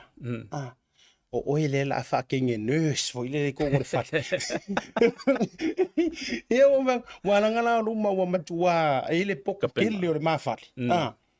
Ka ilo foi sau vai ngai i miro moa po o eu kinang. Ka akia le iai o tūlanga uma. Ia ma vanga whapenga o whaku roi matua inga. E mau ai foi mau ke unga wha nurse wa lava i le whale ke nurse ai. Ka lopa. Ia o tūlanga lana o watu lolea ke ilo lawe. Tango e whailau papakiu ia skoanga i fo le maybe fortnight or once a month. Ia, o le ngala le whapea maitanga tasol. Pa e ngi papakiu o le e whaingaruenga le le kokongi. Yes. Ia e o nai tūlanga lana e sila fia i le tunu. Ia wau ke roe ke se e whafkai fo i lau sunga. E le misi fo ia u kamao tole a foa ma. Sa whai whailau fundraising last week. E talo whai. Pawar mea wau kau whaki ai. E leu ke re whaki ai fuka au kamai. Kusa e uso kurkai au whakau papakiu a kasi. Ingu koko. La siki ya la ingu koko whafkai kele a. Toru mana ve misi ruki su a e. Ma wai mawa noa e o tuai nei tamari o le turu. O kele la wa ngā fio ku fo ia sua ku ia mapu ngā whangua. So a la fio ngā makua kuru ma ngā ve misi ruki. La ku fo i fai fo i pokar pa malo i o ngā kari e. A tai atu pai. Maseta masio nā li. Or kaka mamao anga sau mai la roe whaakauranga papakiu. Or kaka lea o Iafeta. Kaka lea mai la lo le lau mua Wellington. Lele mai la lo. Moni ara sa lau mua. Ia, lele mai la lo or kaka. Kama o le whatartala. Ia. Whatartala se mata e mo whafkai kele a lau whionga peska. Ia, lau Iafeta. O lau whai aonga maths nganga i kua i Alepaka. Really? Yes.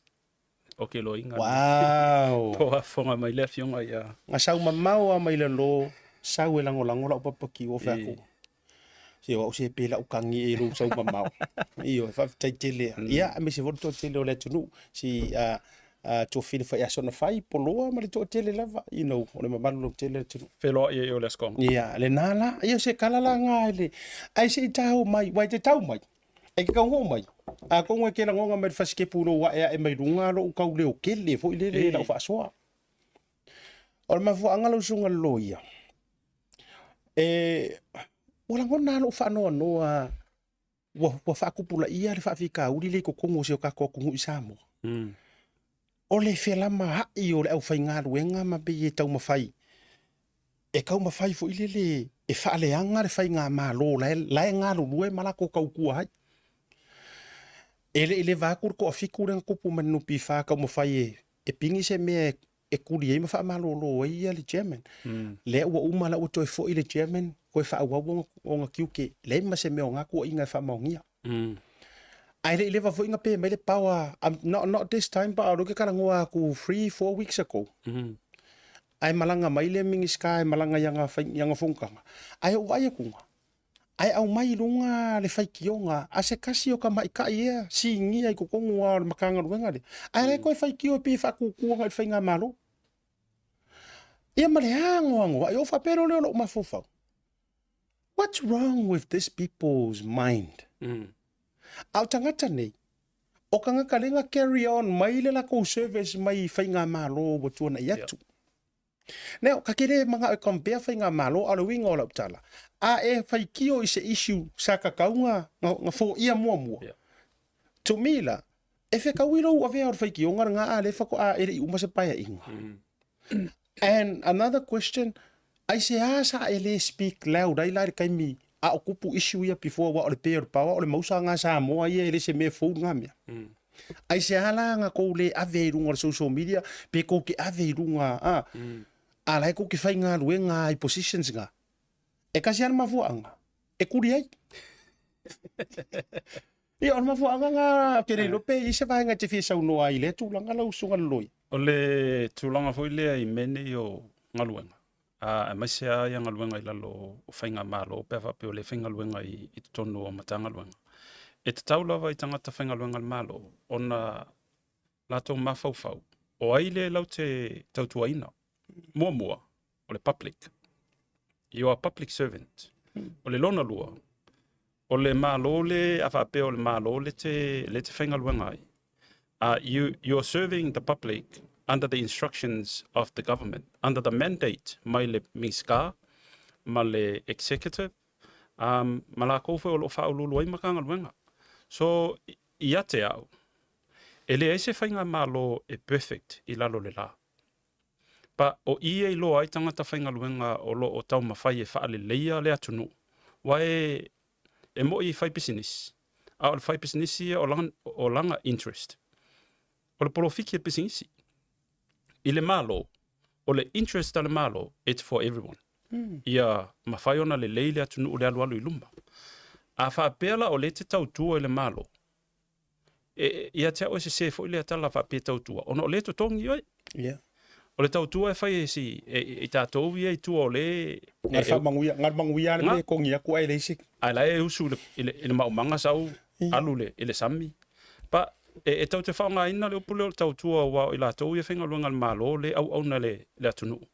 E provide le service o le ana whai atua i le malo po i la tau o umia le pawa le purse. O service ia le la provide, pela o le pawa po le moli. E ta taula na mawhauwhau. Regardless po le ale le love of resources o lo iai. O i la i loa i le tangata sa alu le aonga. Mau al whailonga. Ma mawhauwhau lo loto. Ele o maka na e moe, ele o le result o lau study e loa i o e te atamai. Everyone e popoto o ma tangata. Ai e tangata e poto. Ai le atamai. Ona o tangata e atamai. E te wa ai i resources ia iau lima. Pe whaafewhea ona e tango i whalau tele. Ia mana tua i sa enga lua i. Wai awa apea nei e te alu ese maleanga luenga. Ai mana tua o se tangata sa e whaaleanga mea i. Ai le sa e sau whaapea mai o e sa e haonga i le ale inveske o e sa e... Kusa o mea umalawa e whaier kaimingi. Wa whaaleanga uma ia le history lenga pe a whaapea ke alu kau i ngaka ia. Ngau sau mai le ale inveske ngau wa onga ai. E whaanoa noa, o te whaanoa noa la pe o mawhau whau ai. Yes, we can agree and disagree from political positions. But ia agree ma disagree le issue. Awole attacking le kangaka. Sometimes we can't help it because the person is a subject. But we have to be mindful. Ole kangaka fuinanga is not a perfect human being. E whaila lau tala, a whaapela pe o whaatatainga lena e sau noai. A whaapea nei o le minister o ngaluenga. O le whawhita uli le tula i mai i lana fo ima tangaluenga i lalo le EPC o resources o lo iai. E tasi ale mea lai mawhai ona provide i Samoa. Lea lai ona maua le malo si anga whaerekise. O le space le ku le afi. Everything o le operator le afi le o line mori. It's all imported stuff. A le lava la le kupe le malo. E le mawhai fo le malo nga mai uma kupe wha le EPC. A lai whakarikali mai le makanga luenga wa onga. Lai whakarikali mai le makanga luenga o whane mai. E kake malama fo i fo ile ala inga whainga ka le whaavase nganga o Pākeki a Kongu. Like for example i Samoa. Ongo le lava le kulanga kau se lengi. A whaapela o le kua le afi le producinga le ia watsia e ola i le pawa. E import mai Samoa mai sia mangi pongi sila. A whaapea kula le Minska. Ia oe lea si aula lenga e kumu. Le la mai lo ko kongi fa ka mai le la le so ngal. So do me manga yang. Ole hala le me manga o. Ei. So it's all about how you like we have to be compromised isi kai. Ei. Ole ki o me umangi, it's how we survive with the minimal. Ele o ngar ka komanga o I mea kele. Ma pea ia make Samoa to be a paradise. Ole pala kai so len fa mai ile ni elo ilarongi. Pero ta kai ka. Ai sa ole le winga la le na fatu. Ia te au. Or ko inga me voile le e ala ino ta no lo fa no no anga. Ole motive ke fa ia se mea. Okay lo ole kasi le anga va fa masingonga. E fia ilo el fa masingo. Po le a donu ale motive. E ke fa ia se mea. Ia ulaia. A o ka kango esu e ma awiri ili. Ole le o motive ku o me e fa ia ngi kangaka. Yeah. Ia te wala nga pengo fa yaku. A fa pe fo yo ke sau kinga le la fa ngi fa ka inga le Blue TV. Fa pe ore ka fa inga ruenga I wo sui me pulenga. Wa we se yak fu mongo ai sui mai ia. Never ever pe pole alo ka le fie le pule le o sau fa pe mai asiata ia or mele o kere ko manga ole ma awange e ko ofu lang mu mai so uma ofu lang viole ofu la ole la vale me ai ka langonga yo ka kingo. Ole mea e mo swinga ia le o sau fa. Ai afa pe fa ya kunga keke mai de camera pe mai de camera le fa le kongu le live me uma afa pe nga kai lo isua ia o camera ia le nga mai mo ole me la o so i fa se kala fa le kongu vo ia camera le Blue TV ala ngo kai lo o me ia ngo ka fa nga mo mai nga fa pena you know what I mean ko se si ai ku ole loko vale loko vale mal loko le nga pa ole ale me mo mai. Ole a kongu ole ale outcome le manga o. Anga fa pela o ele ke heading ale makanga luenga o ele ke heading ale organization le.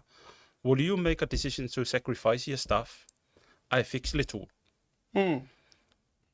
Faingo fie ia. Sa olele. Nga ma fa faula ia le o e kudia kanga kai ia mai la ko kongi fa ka ole parts le. Kalo fai la ainga. Nga Kalo fai inge kanga kama ole fa mo fo ila ko ainga la alusinga luenga.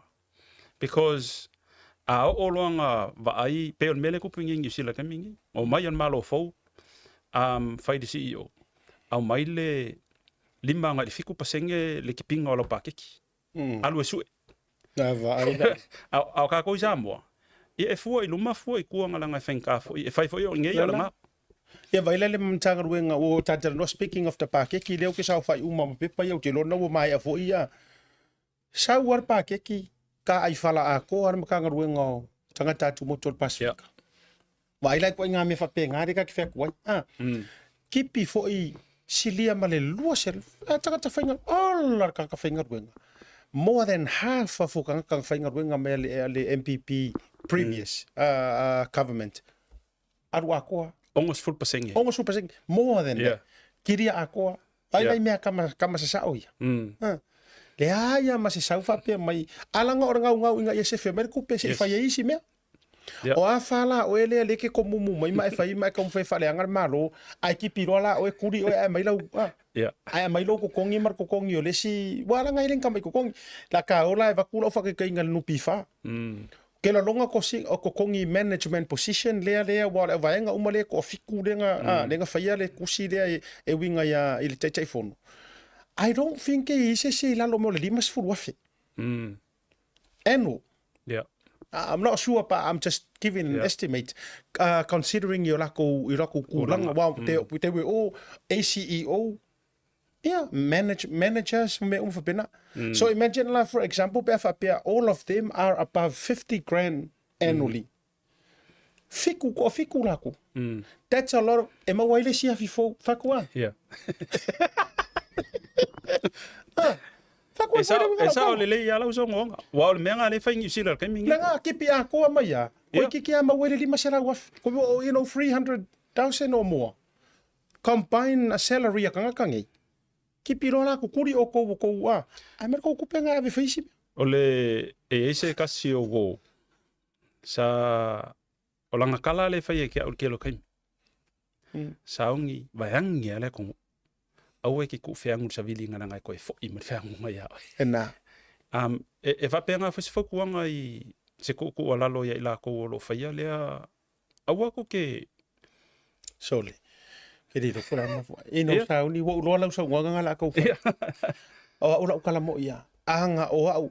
If I was them Isamoa, ai koe mauara ko finga mo fenga ro. Na me ala e kau ma fai e di vorku nga mau o lau pule. And if I go fie pulling a justify le afangi redundancy, fa ku, we are going to do a restructuring. Nga amaya le lisi a VCI, o le restructure la sefe mai le 4 miliona. Hey. Nga la kulole malkus. La kulole kusi ya ila ko le la affect le restructuring. Pole alma singa la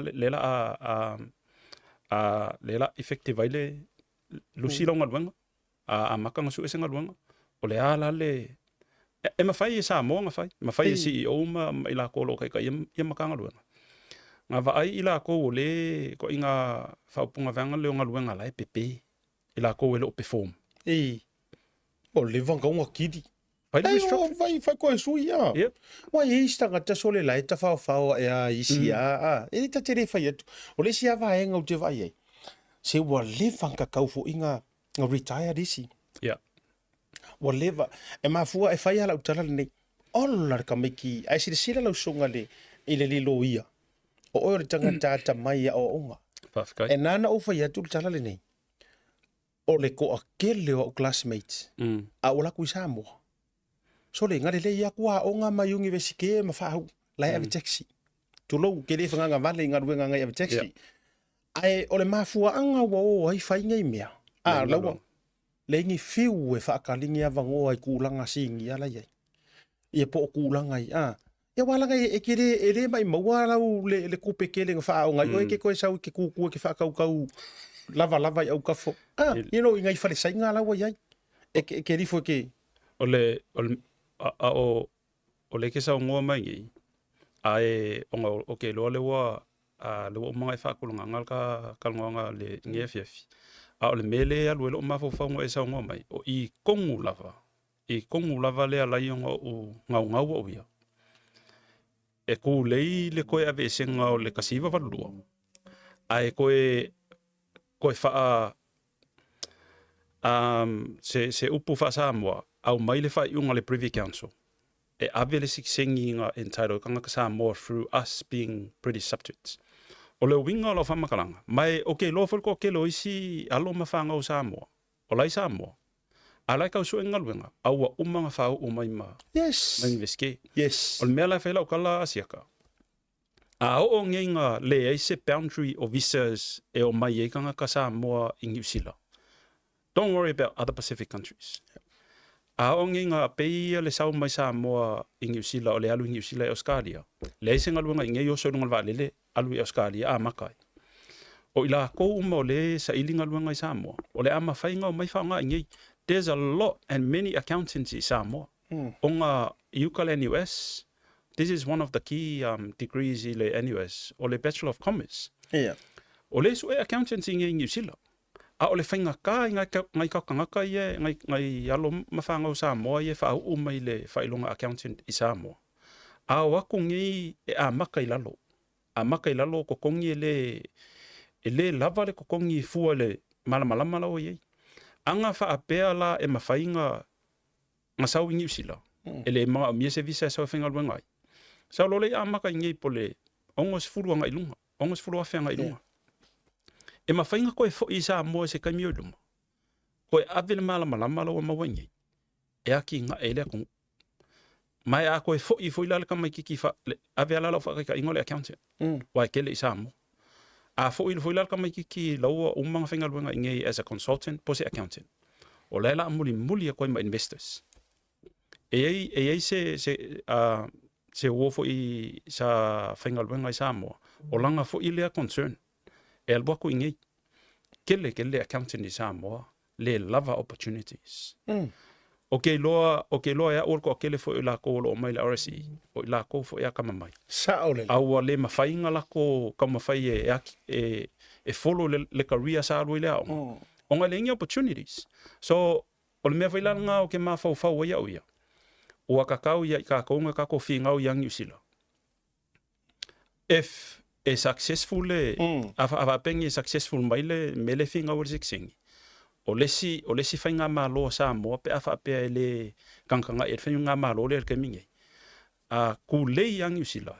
Lift umai lunga ave ese ko restrictions i le pora.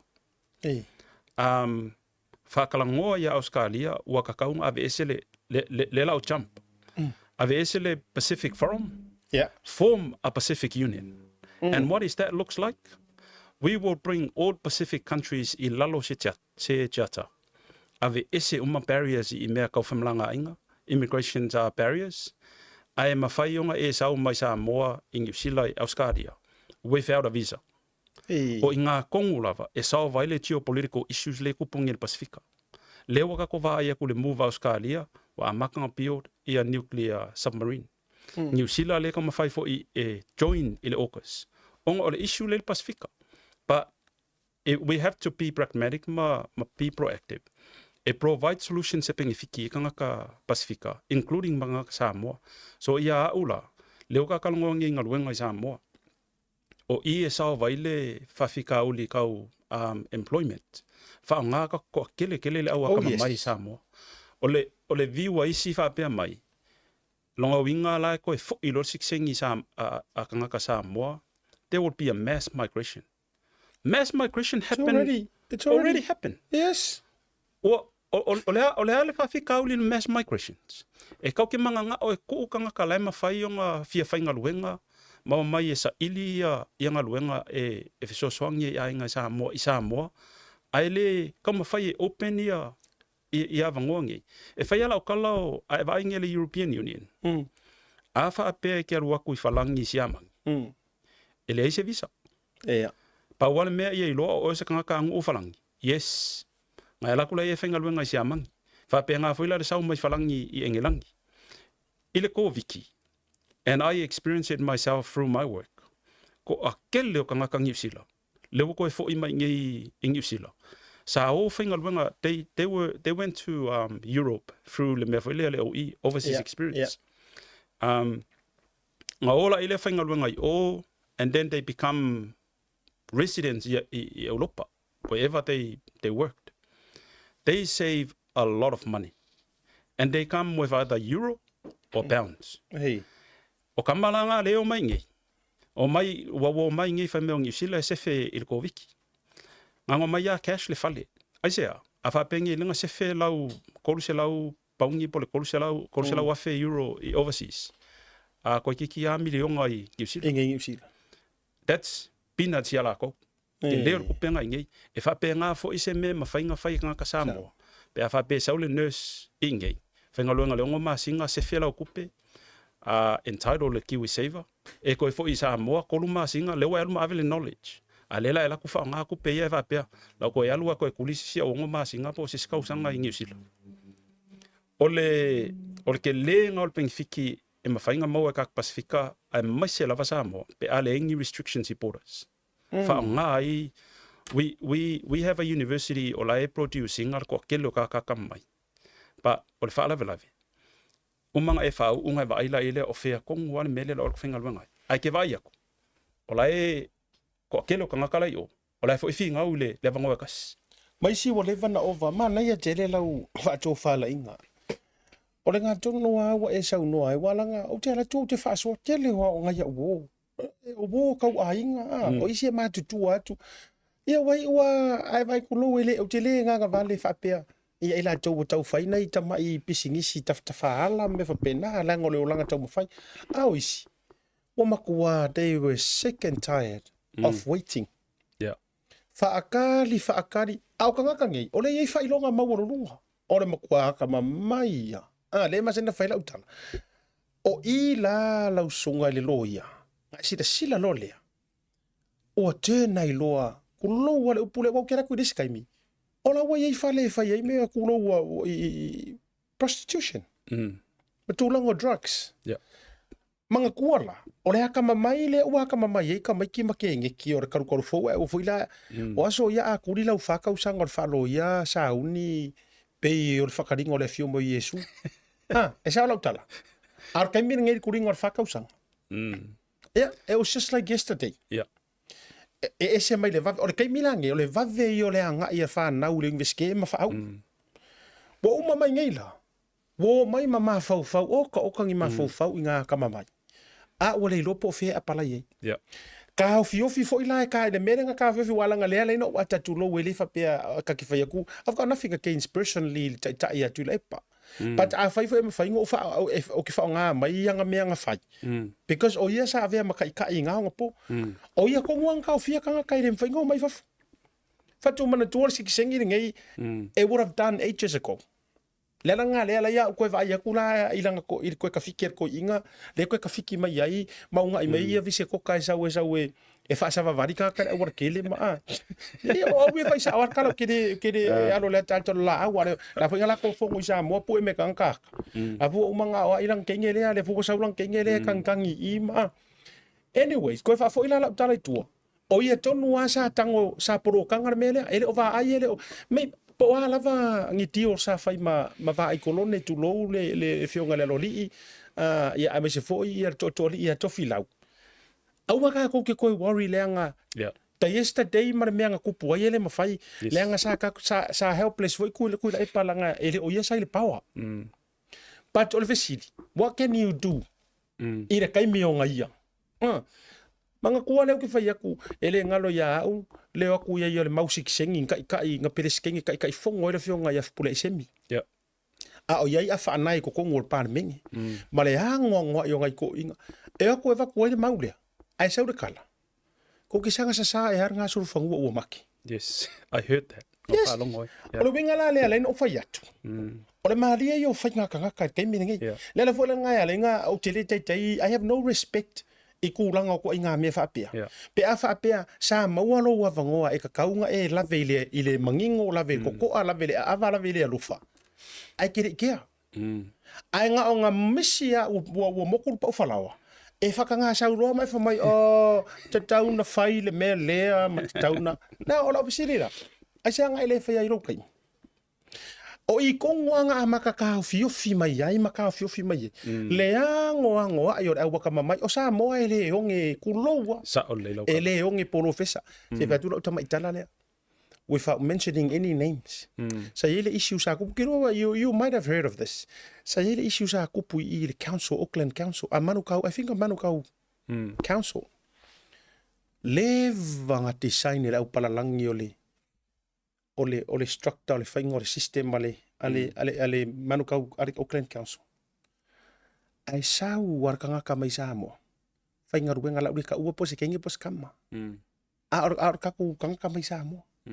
Sau whainga ruenga mawai langa vango. Ko lua le ongo masinga. Ke ire council vai kung ola se kupe wangau ia.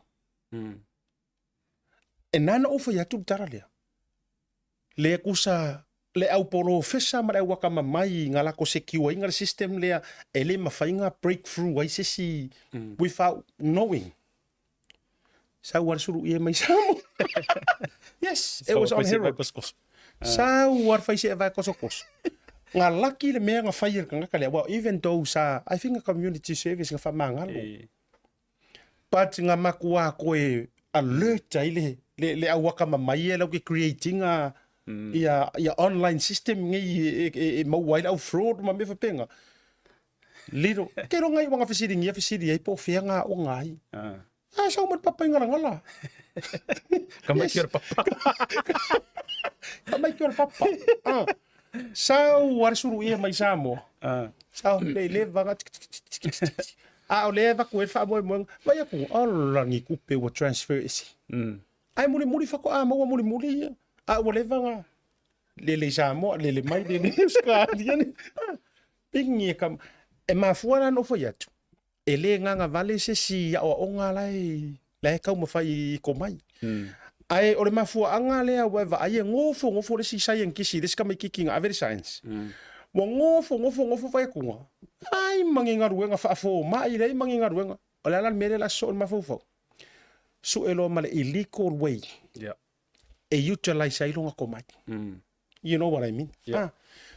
ia la fa fe ia ke lo la uska kier fa ngol isa ka ko o haru upusa sa Yeah. la makua yo uska kinga lo le fa ngol isa a fai wale mo mai o fa nganga ese o ko makukua nga wo makukua mo ko inga wa leva ka ko retired a nga hang on na o ngor va fero lo ya ngi mari a Yeah. mare musu elit ko o me la le la fa nga ro ko mai pe fa fe po a ingredients o a me e make it isa. Especially our online, wameo. Yes, yo lesi kanga ka ma foi le agriculture. Ya. Ole a makua fa o ngaro ko mai. Pe fa feanga ko le pest maruanga ko ngosa. Ai vai mo wan le po kala me kama. E sa o leila songwa. O e mo mai. Ongol ko kele fo la ko ia even for inge usila. O ko kelo la ko le behind the menge yo myth lab even for fa ko anga maluanga. O kanga ka aka mamai. So le lengi kulo we lengi vasia di. E o le kala vanga le it's a white collar crime. Ele kai e na ko fo mai. Kulo wa sa mo de makifanga ma sunga lo ya lenga ngana fa fa ngofi. Kile kai raid angi me ai mo mo fo mai. So le va ai ore fai ka ore fai ko anga ka amu ala le fai mai ku kanga mai ngal. No. E uma enga ai wi iri mai. Ore chemistry. Ore pharmacist. Ole me foi nga e ka ua ia fa ale ka ko kal ko ngunga fa kiri siango. Au ka ke vai ma wala lo i kanga ka. Na langa ko ke vai ma wala lo i kanga ka. La ku uro ele ali i kanga ka nge i lunga se awala. E ka ke ma wala lo. Ole nala le wa mafua na molole tatu malolonga tafo i mai i vai nga fa sisi vai ngol tafa so. Ai pe ina ru manan tuai. O la ula nga ka karo. Lo sunga le lilo yo la utatalo le fionga tama tai pale mia mar fainga malo. O ke ka kalo ole ala tu toi faia fa le se system le. Yeah. For ile the way of living mo ka ko which is ole ka ko hera ita. Ole polo ke kiringai it's one of the best ever design for ngale mangulau ki ole o fail kai miringi. I think ele SCA polo keki if we're talking about job opportunities and employment e ke fi we expand samo wa umang fa kulanga leri or ke leri or ka kokku ele menga ka ngo ko fa popo Ele ko ka nguang kwa o ima. yeah ole winga la uia o lo uia ma fo mai fo in melok fenga lo nga i mal va ai mengi opisingis attract aku ia kanga ka yo ko invest I control ka ko investment e fa fe fenga kupul mele pe a fa apea e ka ke fa yang usila ma Australia we have the solutions to your geopolitical issues in the Pacific with China and America. We should form a Pacific Union. We have to wrap all Pacific countries in that union. Throw all your immigrations legislations towards Pacific people out in the oceans, and we should have a Pacific passport. Ole me foi la initiate mai Samoa ma kung Pacifica. Because ole countaliang you sila Australia. Oh, are you going to rely on our economy? No. Because your economy will be suffer pe a ongi nga kupus fa Afrika uli Pacifica. Ai mako fa apea ku ya kung uye manga o mai Pacifica. Come.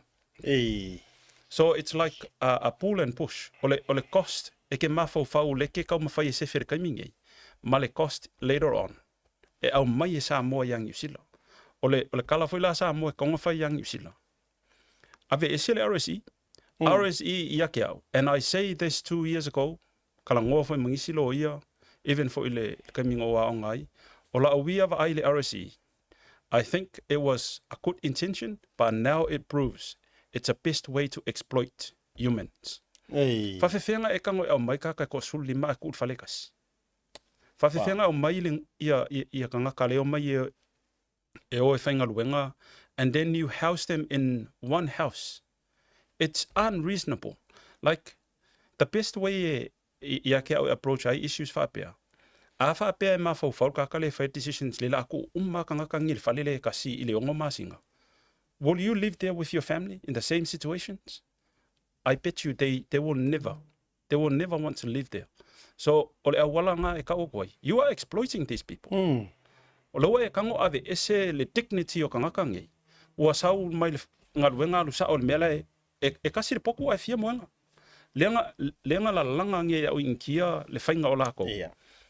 A fai mai e kasi le fale ai fierce fulu inkia ia kongo a leo mai le ingi visa. It's the same context pe a ave kangaka nge a mai under RSE. Ai o ngongo for, it's like a hostel. It's worse than a hostel. So yeah, ula e salva I lord fafika uli lea. And now people will freely move. If I don't like where I work, pefa peke sa mai sa mo, I will go and find another job. E le holdinga o le employer. Fa pea mai na o lau visa. E ongo masinga whenga lunga ia kia. If I don't like that employer, I will find another job tomorrow. E le o restrict le visa. Mana ia. Ta jotu singa maro longa pupu. Faftai te le tātou wa unanga le SMI. E le ngata o le toe a whaawawina o le whengainga sponsoringa o le tātou wa porukalame le tautai ia e me se for sports talanoa. Faftai te le le fionga tamitei pule. Ia, o alo fo i o le fionga i a George Lopo fa ilangi le fo longa, malavina fa pe fo i lili. Ia, se filo inga le ma le fionga ia anai. Ia, e le ngata la ilea. A, o le ala ua wha atautaia fo i le Blue TV, po le Blue Wave. Tūlanga i le marketing ma le website. Ia, a le tātou SMI. E swinga fo i wai ai, wha ataitele fo i. Ia, e le pūlenga i le whatutuaina o le tātou unanga. Ia, e ngā lulu e wa'alua. A wale whaalau te reina fo i le tautua. Mna unanga tatotot maralonga a fo i mai. Whaauru ma whaasoa ma le songa le loia.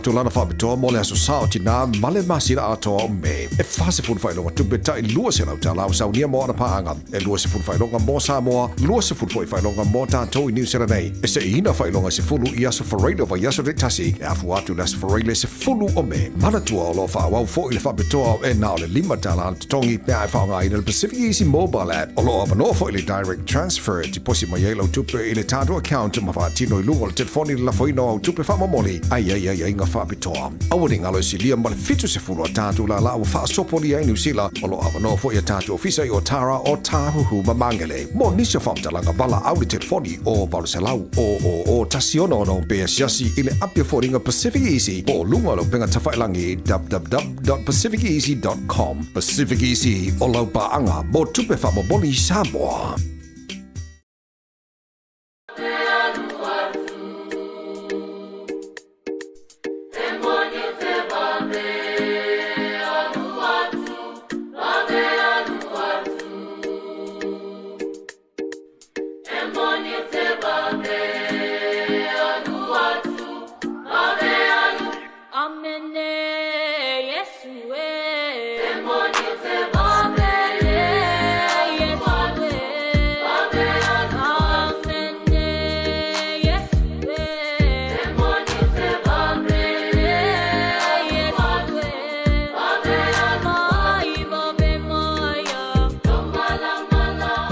Lava, Tasi Market is here at the Mangere Town Centre, the heart of South Auckland.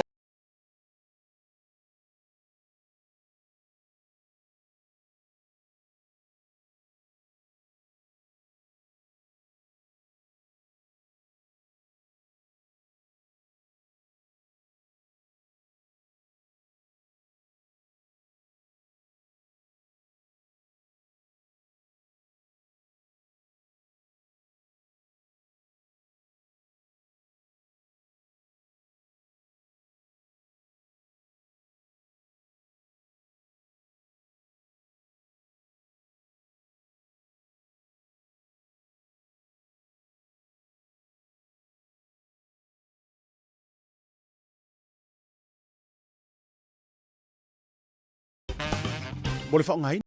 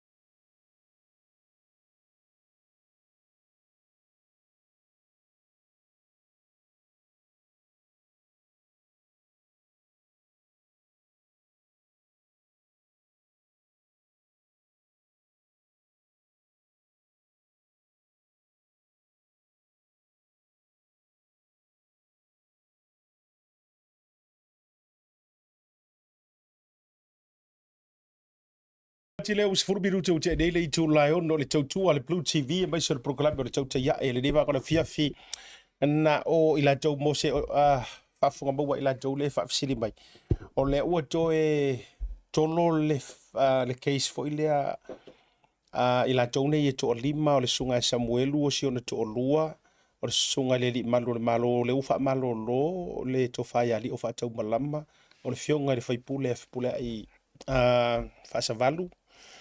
Ia, mana le tamaita ia Lise Marie, le watolo atu i lea solusu ma le ono o le masina o okuso.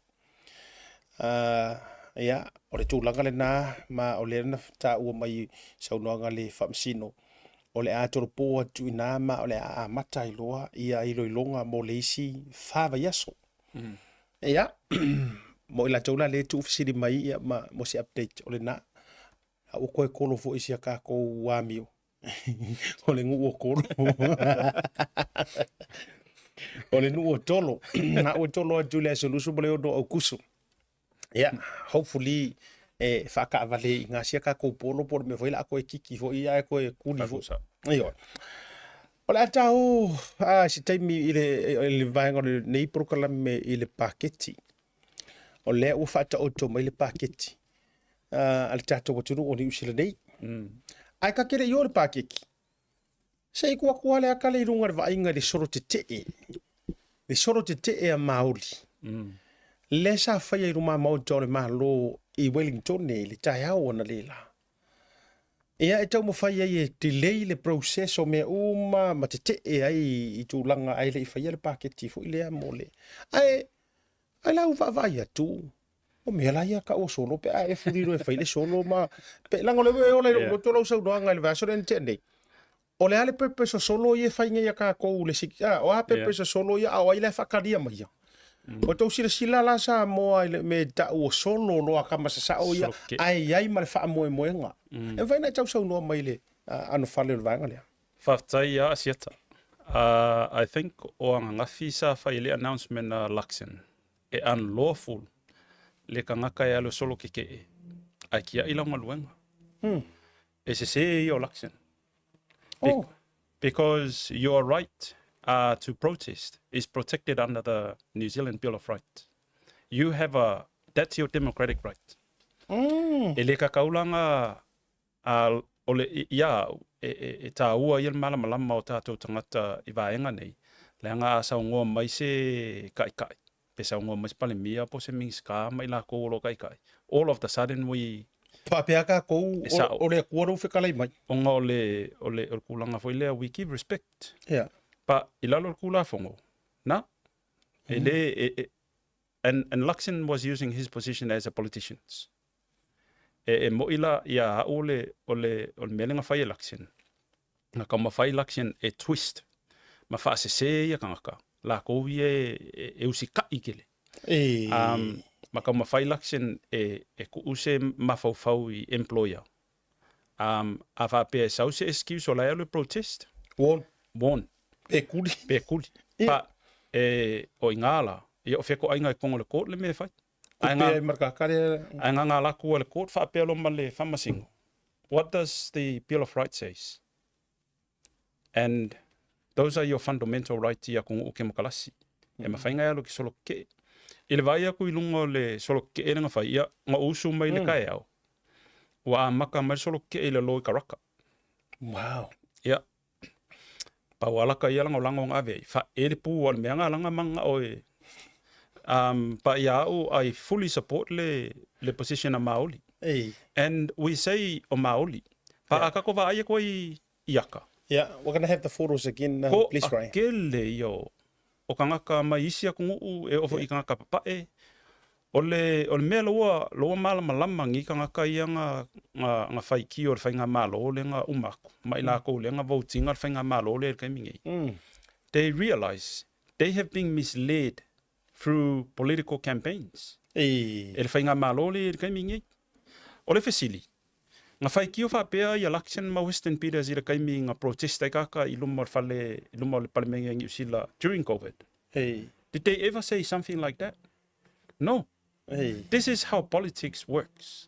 Although e kau ke le fia isi kai mi. Pa o I e check kai le palengi o powers. Because e le au nganga so ngā lua I ase kanga kamangi power. A fia I le lau kele o le akungu.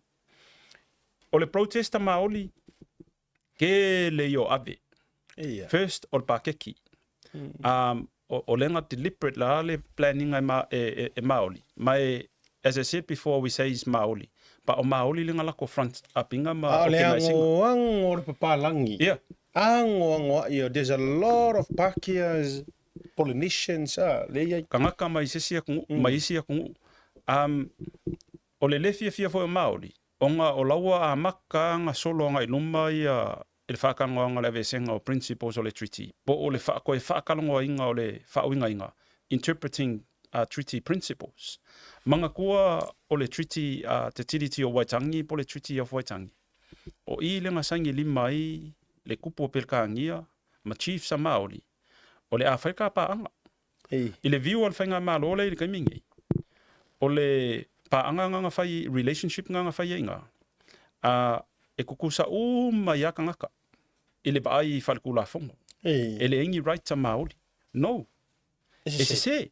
Okay. Because ava inge le version wha perkaangia ma le version wha maoli. O ai palalangi o mai interpreti upu maoli I le winga wha perkaangia e sutsa I lako. They are not Māori. Like, ava pengi lau ka ua. Ai alaku se palangi wha liliungi upu Samoa mangi upu palangi. Ai le ka kengofu. It's pretty much like an insult. Aoleala original thing of the treaty. Was it in Māori language? O le version nga sangi e Maoli. O le version Maoli. Nga sangi la isi le version palangi. Au wa ai aku isi anga I sangia le version Maoli. Ia chiefs. E ese mea la I ese mea I. Nga au mai la ia lea. I le vaila le United Nations nga ave Maoli le issue lea about interpretations of treaties I le United Nations. O lo ka okong I le United Nations ia se whai unga le UN Council. A wha pea e yaingia kungu o e whaingi lako malilienga treaty. Especially kungu o te a indigenous. Mai I le nganga wha indigenous I le nganga wha perkangia. A wha pea se sere nganga wha perkangia. E koe revert le interpretation. I le nganga ale indigenous. Ele sa ingia New Zealand le iunganga. E loa le New Zealand. E mau la ko I. Wow. E fa penga fo ila ka ko. E fa penga fo il ka ko ko o ngol kele o ka kula fongo. O lai fau le nganga pelkangia. O le kele fo fa iunga le court. O lai fau nganga pelkangia. O ko kele fo yo ka kanga le fa pe mai. Ka ko fa sa mo. Hey. Pa akala ngolo le kemkalas. O le English. O fa perkangi. O fa Na o pelkangia. kama ia nga wako mo me. And ele anga ele ka kaulanga ka ko va ai isesi kulanga ka ko nganga. Pa e ka kaunga ka ko kama fai e pui pui. O le ko akele fo io ila ko lo studyinga the academics. The way they interpret some of our terms and some of our words. Ele o mauai, there is something called authentic and unexplainable meaning ko kongo ka ko upu. Ka kauanga fesili ia ila ko o lo laval ko fai upungi. Sa olele. Ai le ole so onga ele ave I fo ile ka mai ma le poko nga mawa mai investigate. Ma me ole a alua ia because e ka ua le au mai ole meaning with the mana. With the power. La ia kua I upungi. Ia o ko o la fai upu o ko kula ko ole aku le ko ke lo upu. Ai ava peangi ia le maua se avango o ko e ko ke fauinga inga ia upu o ka ko nganga le ke lenga faunga I suenga. It's really sad. Ko au maila I le pa ke kima le solo ke a Maoli. O le mea kongu lava ngā le finga o I Maoli. O le a le mea wa kous la kousu ia fai unga wa umanga ka oko. Le anga u le ngo vai aku ngei o le wa le kaukalanga le alkai ia pa kia Maoli lenga fai mai. We should have a Maori parliament. It's a good intention. But it's a very dangerous one. Hey. Because o I le la amaka ngei nga fa pea kangaka. Oh, longa winga la o makul vaenga le. It's like you planting a seed. Le la amaka nga plant le seed. And it la causal divisions. Yes. And o ke le pele minga ia le kai pa kia Maoli. For so long, we, like Maori and Pacifica people, we always invite to come and listen. We never being told, come and talk. Sa olele. We always invite to come and listen. Pe foi lan melang kupule. Waitangi. Ile waitangi. E ofo in melang kupule avangi. Ile le yung la kapiang yusila. Lengo ese isi member le board. Onga, they always just go and listen. The white person will tell you what to do. This is the time for us to look at these things and say, this is not right. Based on what? Based on how we see things. Start the decolonizations of our people. On me fa ngā Maoli le kam fai kaimingi. Decolonize ka ngaka. Mana ia te lele. Wow. E se manga ia o le insight wa ia wa. O le pine o lau sau noanga. Na manto wo lunga I le me tonu ale wa sau noa I le tausanga le dei. Sa maua le no manto te malanga I lunga I le mele le nga sai kongo ia le I whangarei I lunga to whangarei le nga sai ngi le Russell. There you go. Sa manto malanga la. Ma le fionga ia pito ma le to fale moa fe suluai. Ia pio ma wala ia kula fale nga mako wo ma to o malanga na manto malanga. Ole briefing lana na au mai. Kuso leva la audia mai ka ko Pasifika ngale aku ai makamaka. E se manto tala e faia. But ile me mali na tupu. Na maua ile avangoa. Na maua na mai ele kingi ele tupu. Masa ia irunga le tupu Maoli. Na it was fortunate na maua le avanoa. Mo tātou Pasifika. Ia le lana paielo le matou whaatau to tolu. Ia la fotasi loa ia ile fioga au pitoa ile leia o masangi fo yanga fa Maoli ma. E faila la utala fa taila le nei tausanga. Finally, for the first time, langan acknowledge for Altamina. O se taimi mua lea. Ua maua ise avangoa o ni manufiri fo ie o ka kou ia ngale ako observe Moko mai isi ngā avangoa e whaari ei roa ia nilangona. Manei tele o vaenga tāua. Misela le tuiti o Waitangi. Ai a ula lausunga loia. Mana ia mea uma. Ai a olo le sa uanga ngā whape waka kaunga whaifu se pare mengi a Maori la tau ia. Ia pe ua kau overboard fo ila mre tūlanga ole. Ia walanga I sa o ilau saunonga. E fitine ia ilo. Yeah. Ya mono e se so o are pare menge mar fai lo malo mahoti. And o ku ainga mawhauwhaungangi pe whainga kakalngo e lesi kai wakuanga. O mawhauwhaungangi ko kupu ka ngaka alo e kai mingi, o ngole hurt. Ya. A onge i ngā ewa ai aku o le se mem whainga e whaia. Pa wanga me. Wa wha o ngā lolo malama. E create e se si mea. So, ia ke au e ave ala o blame ia i la ko olo i e whainga malo le kai mingi. A mesiale government. When they talk about race, ngā o Kaka Pasifika, ma Kaka Maoli lai wha Lai whakakau ia. whakakau i ai. Ai le o la vea Asia ma. E malia ia la o ngā sa o whaikau inga se kusi ngā saingi e all law school ia New Zealand ko. And this is from the Asian Law Students Associations. Sa ave sa o lako kusi a David Seymour. E lauke lango inga, le ku'ua i peo spaces e Kongo University for Maoli and Pacifica. They have no issue with it. Ao le kusi rea, ngā saingi ai pleskenge o Asian Law Student Associations yang New Zealand ako. O le wingo lau kala, le whaonga the politicians are using whapea o le whaikio Asia. They're not. Hey. They just using them as a scapegoat. Pa e le o whaikio kakangi. E sa o leilau sa ngonga o le melenga lenga o whai aku ai le manga o le fo ika i Maoli wa kaunga whai los pale menge Maoli. You're actually planting some bad seed.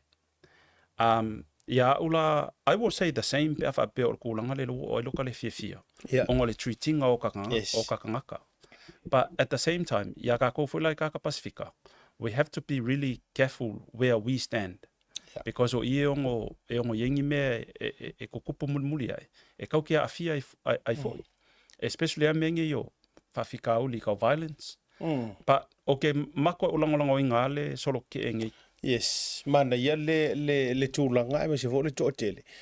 Ma le whati no ino le sorote. La whalai ma le ia ma o li ma tangata whai ngā ruenga wa a fua ia i tatou wa teina wa tūru.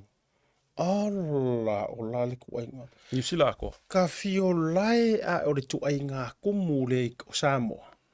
Kai me le ala alau le la pasi e le pidi po le whai taungalonga lua. Langa ye ko inga sa idi malo le aka ko ul fer or fa yor fa. Ai kakala mo pe le paketi La tao le paketi. Le te baba ya tu lo sunga le loia. E kele ngai surprises o me fa te ia. Tao mo le matanga ruenga langa o le afia i tatou ilalo i tao le matanga ruenga o tangata tu motu o le Pasifika. Yeah. O le makanga ruenga ringe i sa makua ke kele ngai more than 20 or 30 or 40 or even 70 million sa yai o te mana tuar tau sangan te nei pe naru el selau. Yeah. Milion na sa ave yai le sa allocate yai. Messi ako. Le ai ma se mea o aluanga in matanga ruenga o tangata tu motu le Pasifika. Ai ko e kipi ma le ovare ongos furu pasengo kanka whainga ruenga. Ai saula ma le lave na upisiringi el te ma ita i minister. O tu peo o merika minga yu ke le kaurukolo ngai ngoa. No, it's got nothing to do with races. Okay, o irone ngoa pala. Ai fa maila na sauno. Ia or popole e ia mea tau o lo ave il fa mua. O no ia foi matanga ruenga ngama kwa specific ala nga saunga fa mai. I tu langa tau le Pasifika i pe yo o inonga ngana me fa pena. O la ia i el paketina ia afia mai lalo le matanga ruenga wa onga. Peitai. O ila tau uma i le matanga ruenga tangata tu motu Pasifika ua kapult wale se mea. Ai fa mai fa moe le tax cut. Yeah. Wait for that. En fa na e fa lau tele vangale. When we talk about tax cut, I feel really sad on o fika sia ngo vai ko yang ye. I or fa finga. It's average fast fulu nga leongos fulka la le vai aso. E maua I la mfinga mo I la como tax cut. Fast fulu kalangola leongos fulka la. Lela maua leongos fulka la. Afa pengi lila elu felfaka ul kuwainga. You're going to pay another tax. And that's unavoidable tax. GST. GST. Peu ko e foi lau me ai ma tau olo. Peu ko e foi lau ka vale. You still pay other tax, levy, ale petrol, GST. So ama fo oila, o fe la koe o tax nge. E koe fo I ele malo. E mali o le na e sa no ele makanga luenga o kangaka kumoku lo wale e se la ko pa keki o allocating a mo le sikolu ka usanga. E sa o le lo usanga. And it's really sad. Onga ila ko ia sa ka mafai e drive. Ia fai loa pea ia nganganga ma ngangu o kaka Pasifika. I so se communities. O I fo ila e aka ngia mai ai le lea mga ia New Zealand. O ka ngaka kumoku I ko Kongo New Zealand. Yes. Because o le ale makanga luenga e sulu e ka ngaka kumoku I vaenga faa ka ngaka kumoku. O le makanga luenga o ka ngaka kumoku. O le whangongoanga. Some of us who are Pacific, we vote for this government in. Yes. We actually vote for them. And okay, le loala ia whapea if you are a true Pacifica, how do you feel when your people are treated by government like this? Lea mga ia. Lea mga ia. O le mea la aonga kupu mai ngei. O le kele o community sa engage malako link I le makanga luenga o kanga Pacifica. Lea la le ingi fan. O le kele fwela o kanga ka lenga o ia communities e maif so soangi. Yeah. Lea la le ko la le ko ingi so soangi e maua. O le fai mai o lela I lalo le makanga luenga wa onga. O le fesili. Is it the Ministry of Education or the Ministry of Pacific People? You can't tie another ministry I lalo le si makanga luenga ma fa upule fa penga. Se ka kalangoa fo ila ile allocating lenga ave ese le malo. Le wa ve sengel malo. Le fund lenga set up po le policy lenga ia le ale leipa. First home buyers. Yes. O le ke le o le afianga first home buyers saf so soangi la ko o fia fa kaungi fale le lava le deposit. E o fa kasi ai le grant le ma le Kiwi Saver. Le wala le ko excess ai kangaka. Some economist at work says, well, the first home buyers grant sa kule ia lunga le value of fale. Ola o kalanga fai ei. Don't worry about the price. Because the price is set by the Reserve Bank. Especially with the interest rate. Who set the interest rate? The excuse that the first home buyers grant push up the prices of houses. I never heard of a racial excuse in finances as what you said. And I have to be blunt. Yes. Because afa pepe ngo faya ko kami wa kea. It's time for us to start speaking up. We should not be just invited to come and eat, come and sit, and then we take some papers with us without us saying a thing. Kele o kaimi ko ke aku aka umat palangin me fai. Laila wa ngo fai le economists le because ali au ki mat pa ke ki sa a few of our economists came to our office and we have a conference. O le kele fo yo kampangi lalo le vaenga lo ke ai. They are constructions companies. So sa fa mo fo ila ko kampangi. E fa ungo fale ia for first home buyers. Ai le wa makanga dry le kupe. Ia o le alusi fo inga luenga ngai kanga constructions ia ko kele fo kanga Pasifika ia. Se va ai fo ila le health. Mali. Ele kupe le allocate ele health. Ele lava ngi kupe. Le na tonu lava. Ele broken stages la ele health ir kaimingi. Soro ke ngai fo mai, soro ke ngai kausi mai. Le lava kokongi. I don't think ke lese impact o le lava kokongi pe anga fa be reasonable ia I kula whaingaluenga. Ua tapo chef te isi kangaka. Onga le lava kangaka whaingaluenga. Yes, you will get an overtime. But that overtime come at what expense? Your family time's expense. So, and those are social issues. They know, the government knows. But and o social issues nga e koyongo kami mai kua. Ua violence. Ua amaka o nga rebel kangaka. So oila pick up inga social issues here. The police. Ile ke leo le kupe le nga lewa allocate le $2.9 billion for landlords. Hey. How this work? The landlord, and I'm talking about ikangaka ye fia fale, commercial or residential homes. Some of them will have $10 million debt in the bank. And with the banks, we have they have policies where you can pay interest only, especially if you are investors. Whailamas whakaika inga whapengi o lewe e laku whakau le iei lau mo kesi is 4 milionga. Ai pe is fulu lua o whalele iei. Au le interest le ke ko nginga le masinga. Pe se lau afi. I le aso mua o apelila kausanga ngei leanga pasi ai le kula fongo. Landlord can claim 80% of their interest. A whapengi le se lau afi. Le wa makanga claim e landlord nga. Le valus fulu afi. Leo e kango ku ulo iau fale, interest only. I freeze the principal in the agreement mal bank. A olola wa umal kolu kausanga. Ele kele ko ngia se mea o fale ngi. Le ko ngia le tenants lo fale. A le ke kango ave le bank. A le ko yalu ko e claim male ayauti. Yeah. Umal kolu kausanga walu lunga le value lo fale. E kango lo sell. A va pengi le fale pesa valu se lau. A le wa sell wa 1.2, 1.3. E kango le ya mai le valu se lau lea, mai le 1.2, ave le bank, ai esa vali ese malau fa se lau. Ai mafo fauengi.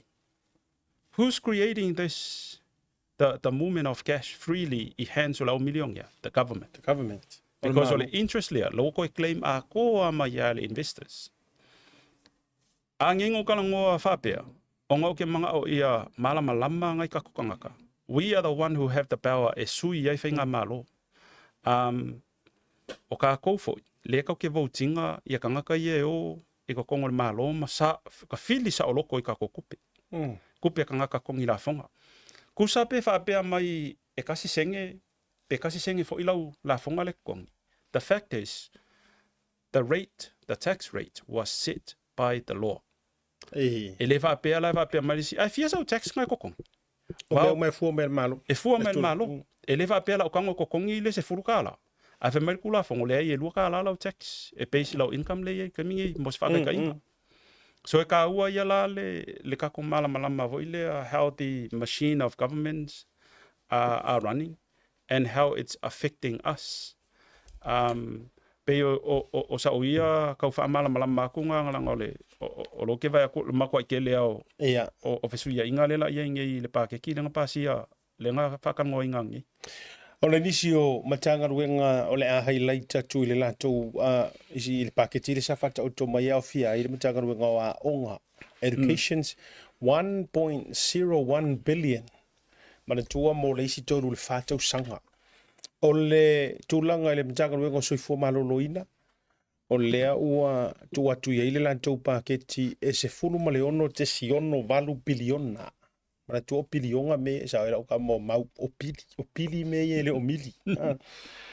Ia o le matakaruenga o fela ua inga transportations 2.68 lua te siono valu biliona over the next 4 years. O le matakaruenga o leo ma fale pui ia ma le puipuinga o le saunga le mu o New Zealand. E ono se lau lima se furu ma le tasi miliona over the next 4 years. O nisi o matanga ruenga o le te tau atu o le pe tele ai mama mafi ai le au nanga tatu tangata Pasifika. Ese mai i le matanga ruenga o tangata atu motu le ua le ise mea. Aia ape o matanga ruenga wa onga, matura kwa pena, o le soifua maloloina, ne angwa ifu o kaku tamawhana uolo o iai tonu o matanga ruenga nei. Ia, o le tala le na o lo ilunga fo i mwhai fo na atacha ku ilunga le tātou prokalami pe amahaya. Ia le paketi le na ua ta oto mai ai. Ia matulanga fa pena fa ia lai oe assessment fo ile le sofa. Walanga o le la kau ki karangoa. E tūlanga o swinga o le malo, ma le whenga malo, ma le tua maila. E se maila si a kako wa mi o lea.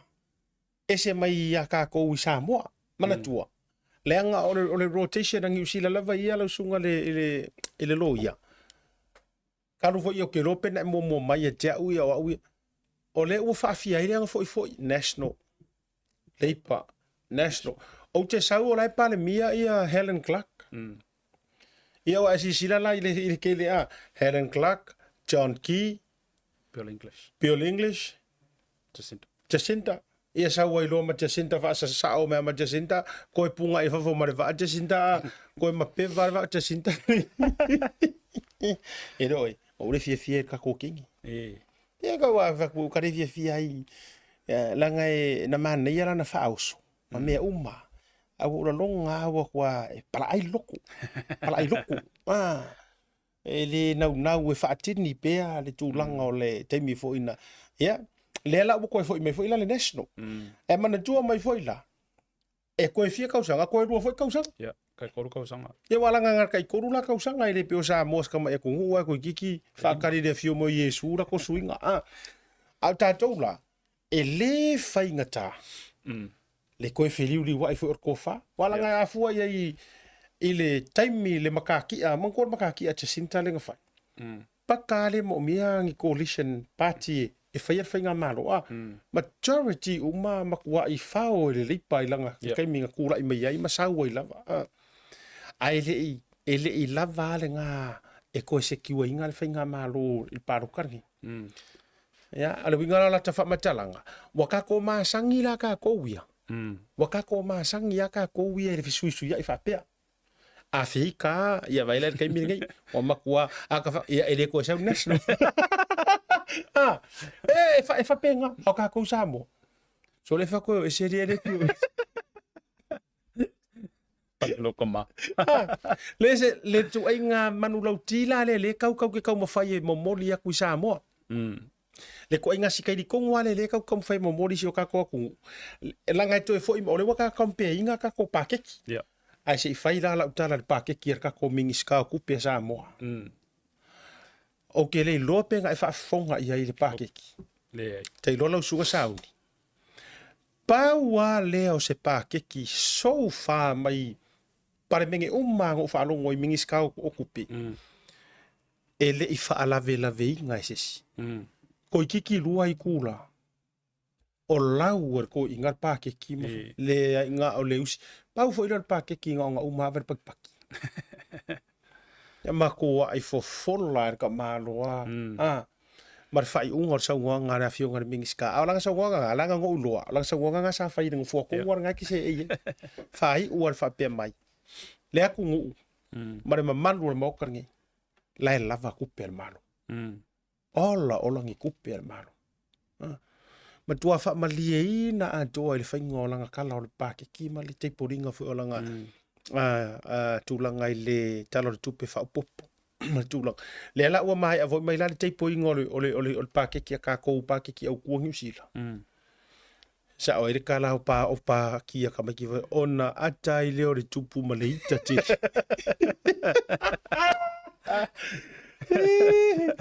ale le sera ngai le lingi me langa mo tatara none e fa tu o ile lenga fa kula ukala we need e fa masangi nga yo ka ko kanga kangu umo so ka ko ngu isa mo la usunga loya fa masangi e kalia swinga to mi wa kaunga ka ko masangi lo a uma foi la wale ko lu soli ko ka se ka usanga la ko o lo feru ono le palo Lo flong. so to e ko ki ape ko ka si man efa Ya. to usanga a o foi la ile si fa nga paroka le paia inga ona e tūlea ma toi tilo pe o le tala ka mo seli ku ma ka fanga ia por ka ma foi ku ma kilo nga fa vela inga ri a masasa umang onga e kule ma e ko kilo mai vi fo lau la me checklist ma e ka ngoi tik o ma po angi mea sa fola e fa tu ile tu sa mo botas ua mai a onga faia ia mangi vaenga o lele yo o yele fainga pe ongi vaenga fo isa ka kau onga fai ai le faia sa o ela u kau Ai sa o le lau sa ngong. kau nga ka ngore fai la udisi okay ngai ka ngore tik o a malangi me a fai lai uma enga la o mai me o laile I kukupu o nga e fekala ile o maybe langa o re ko kikia umala ka usanga mo fi nga wa ele yo ese ele malili ai si ka yo ese ngai fu mai la ya maybe because ele give them enough time Walanga o isi kala o kupe ma me uma ye whakaoko mai. For the next 3 to 4 years. Yeah. Longo winga la, o laia afia mai ai male unspoken ia lele yo ya. Yeah. Isi pa inga. Ya ai sila kula o la upa pe mai okay. Pa u nga fora mai pengi fiki o ia me o afo ingo pensio nga sikia. Ya, lau kikiro kunga o le me mua nga tahen le amakanga. Tik. Yeah. Ya, wa pa umar kau public transportation o le vaa makulanga ia afai o nga tik. O awala o le akako feo ingi awala pengi mole ngka peka.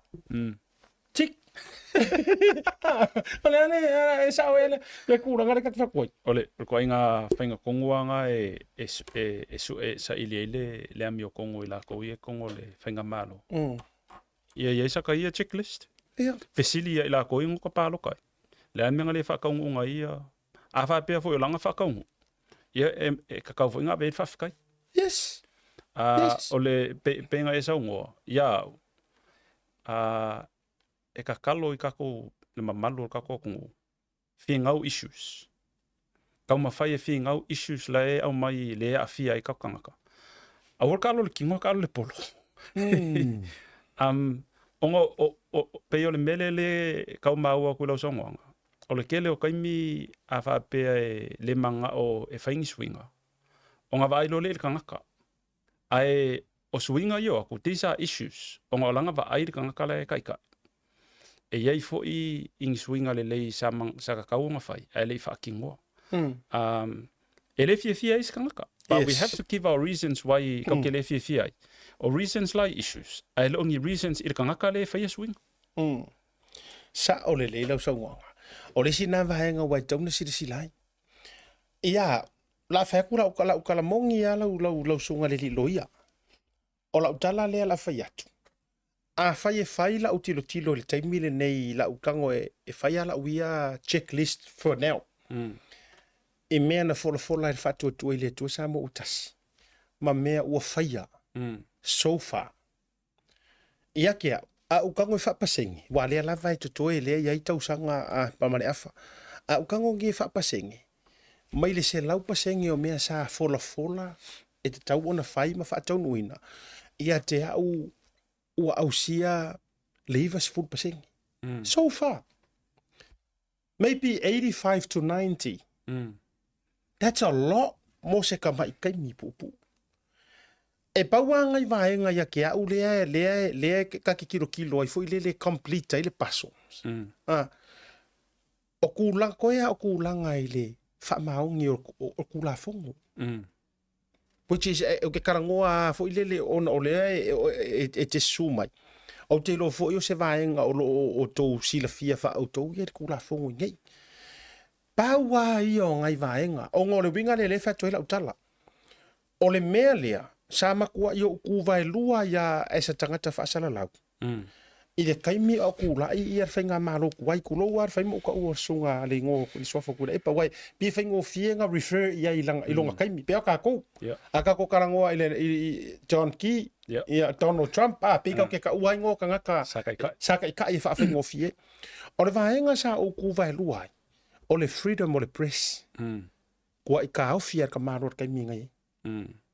Kua i ka au fia. Sa le ise sa o lokonga ke leo ka ngaka i kau kakalai. Ai mai sea mātou nei le media wa oranga o lau sunga o le loia. O le freedom le nga ka au fiofi kuku ar ka māloa. E le vai o afo i media i ngā kui sa mor kai mi o le sungami ma kai mi o le COVID. Fasa. He handpicked who he wants to talk to.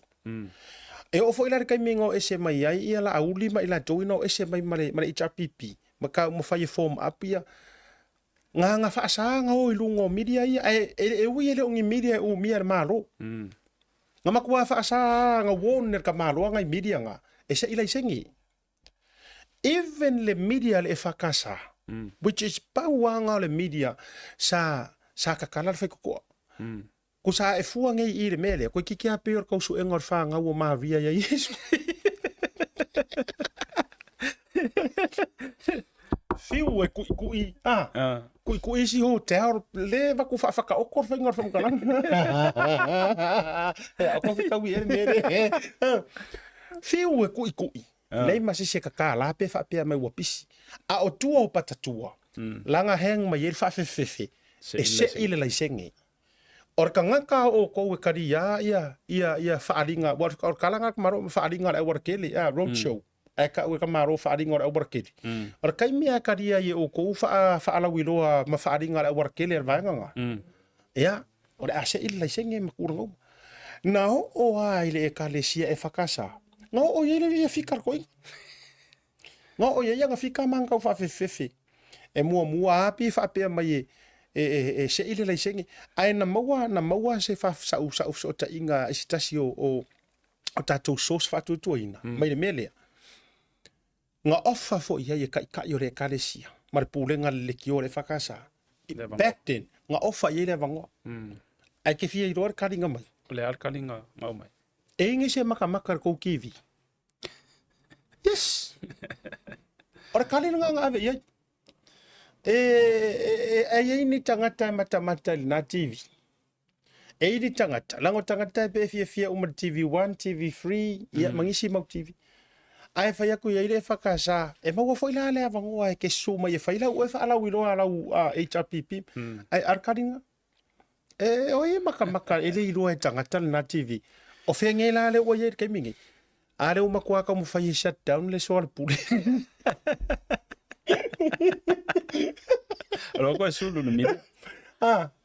O fea le sila ukala fai aku. O le newspaper le al observer. Kasi le ngifo kuri mangur ko inga saya. Kasi le ngifo kuri mangur. Alo te fai atu e ia. E ia saya ilo cousin. Saya ilo first cousin e uso matama. La ule ka uolonga swafa. Ai kasi le aku skala. Kasi le akamanga nga kele ia kala kula e pai ko ko. Ya. La wa umava e kula ukamai fiu wala ka mai ser korisho sa mo aka mai kasi le ka fai fa tu sa tu ila utala isi o le tali lo uso toma. Uma onga le korisho sa mo fa umaring veske ma me uma. Ia o fiu asi ka mai ka mo fai apalai. Kasi le ka fa ka ila ukan. Alu roku skala le observa. Le langa alu ka kusokeroanga ai o se kuskala koa muri a le observa. O se koa muri a le observa nga vingi. Ia, langa ia video nga mamea na tawaiet. Ka manga le ngai e counter pack ia ka maroku le epa ma. E nana na ofaiet. Uma e lo fa ku i se uso. Ai oi. Mamawa maro walu ngaru fa vai kai. Ova. Mamawa maro walu ngaru fa vai kai mi. Nga. Ala wa wa yanga mea nga wa la kula kamaro. E wa kele wa foka i ko inga wa. Wa you tell I say no le kamaro. Ai to fo imela la talengi ke wa mamao ese to na no ofa yatu. O le mele sa ka ma fai kamaro ai ki kinga ilalo. O le media. Lenga fo inga yesi la fia le. O i e koe downfall lai ngai. O i. O le mea lang or karale ar kusila usunga sa ungi pora usunga le kopo. O le maa sa kula fo inga i kufunga. Ia. E avea ma maa tuli manu au pito aluma. Ta ole. A o mako whainga ruenga a o maiaile tano ava marisunga ya savea. Se vea kula ukala lea le inga. Merea langa wa ukikara ngoi issue. Issue. Kango te mai au pe pe off le issue la songa lo ia nanga yang o luti tara no le issue Falo longo ko. a ma to lua mai le tano ava ma se uso ya savea li atau ia fa tai fo ile sunga fa fe ngai ya Rui Bonifacio ma fa tu ane mal o le ma anga va le ma ke nga we lu iku ila epa manga mingi sky o ku runga tano ava paso lu kasi ar kanga ka fia manga oku ila epa fa karangwa o si ko inga o ya kai ko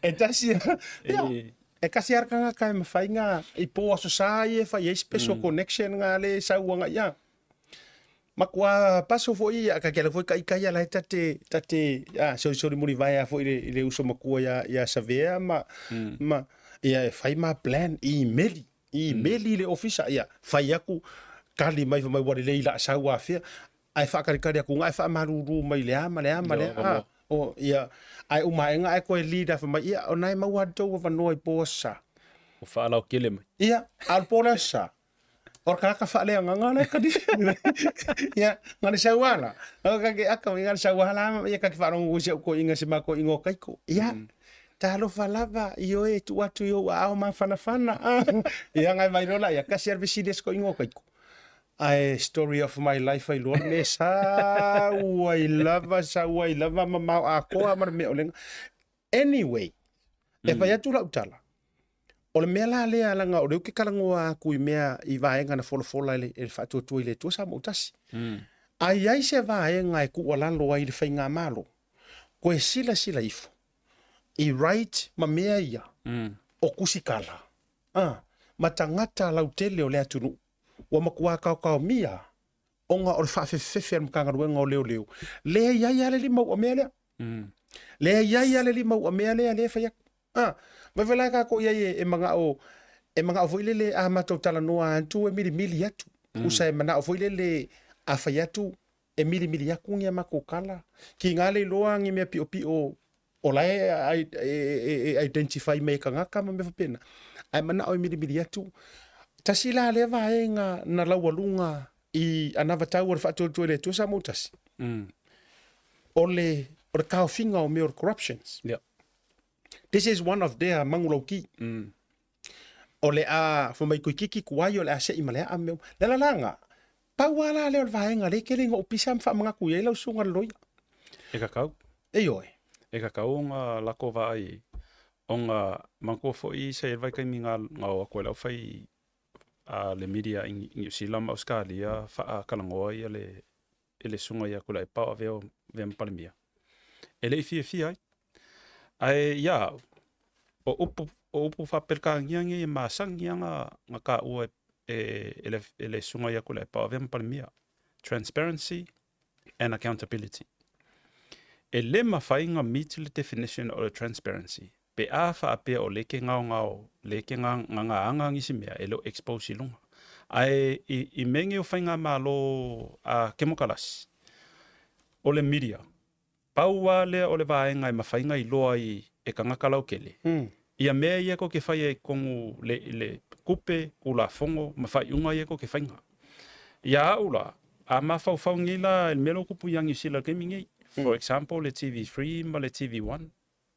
waka kipi la ko pakeki onga wale isipolo fiki social media and technology is going to dictate le aluanga ilumo le media na ele mafaila mafaila nga we fai Elon Musk e move e seanga sa ke dike ia e ola internet ile el Pacifica ele mafai so le winga la okala ava ape va ai ka io ko u menge yo o i media inga mafai nga e ele la ko roli ko ngo mai o i fo i ma fau ila ko lo ka ia ko o fai unga o ke fai ai ko fai koko nga makala al fai ko al nga mo mo siri mai kia al nga ka fai news inga ia mafai o nga o ko ai le fai unga lea i ka nga kala kele uma e kaule sa vali le ka i le ko a ko au le fai news le la ka ngi liva e fai lo le fai unga ka nga ka le sa paloka le sa fit fidia ka i ma ila ko ye ko ngo fai nga malo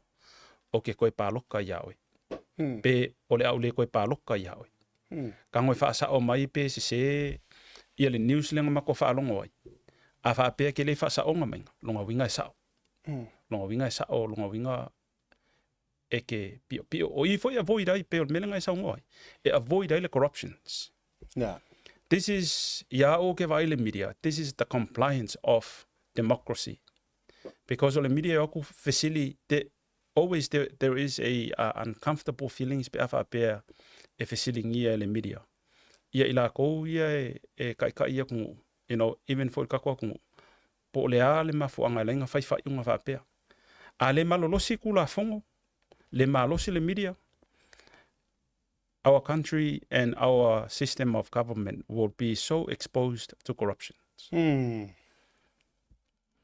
man na yetil e se le ta wo lo fa malo si au o le ta tai mi fo le vanga o le fiafi ai o le na o lea na ia ile ai la ufaya fala o tele no proklami sa ile fatal no nga sa ufaya masitasi o sui sa vea ma fai pule o le tupai lunga o le pate tupai lunga le fionga ami tona sa ufaya le fatal no nga na ona o le foi sa tau vale HRPP palo tan tona yatu sa mai ai ni fa sea le tulanga o le misuse o le latu poloketi ale pate tupai lunga ona la ele ai sa ukongeki anga i le afionga le faipule le o lo tu la il taimi le nei ia le la nga le fa e la le tangata sa of so ta ia tuai o se wo mai fo ia tia ai pe ia e tau ainga pe ilo na so tanga le sunga le faipule le ali tu pai lunga le fionga matanga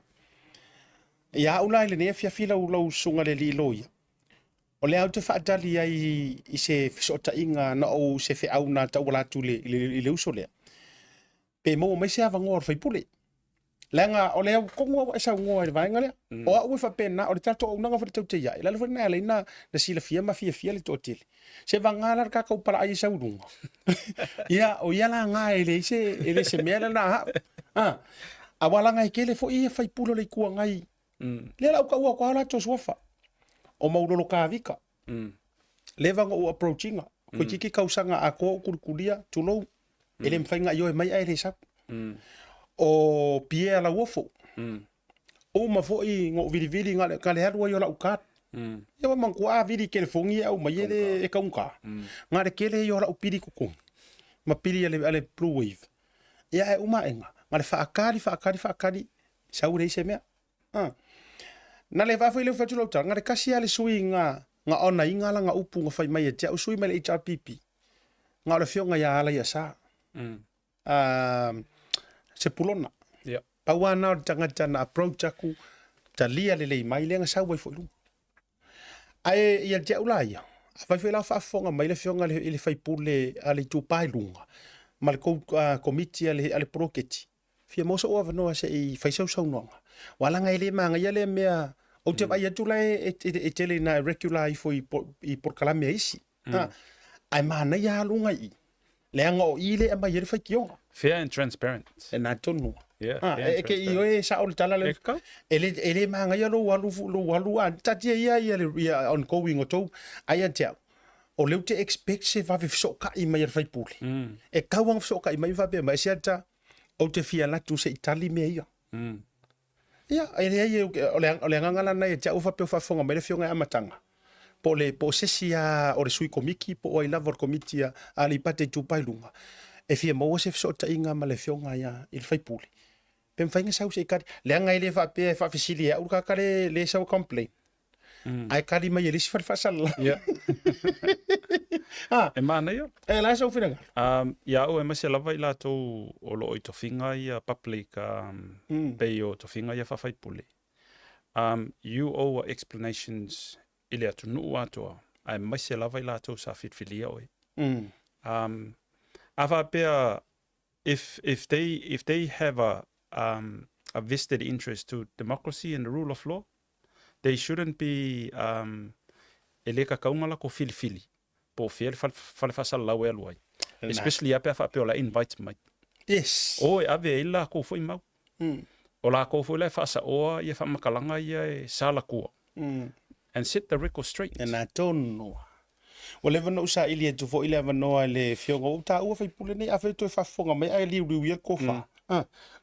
Taimi au vevesi le vale a tu lo o tu na malie fenga ma leuva. Ia no una wa se ma wa singa au so ting ma fuanga o le vilia ma so ta isala binati o fai pule sa o le leuva. Le anga ele o afia ma ia fai pule le mele. Ai wo so ka ila ta mai ta iloia o lo fenga I male mta upo leuva. O so ta ia e petai fo le foi sa wilunga le su le tangata le investigator le fionga fonoti fo ile sa manga pea o lo tu fo I mo le fionga le va so to me la wa ile sui me le fionga le va I no what to fo le ngata wai io o le chia king o le palengi wa me la le uma enga fa ya ko mako fa soa nga ke ile wo fa mengi post mai vai po sa o ko me nga a le fe siria ku ai le o mai fa sa O mai lai fa sa. Yeah.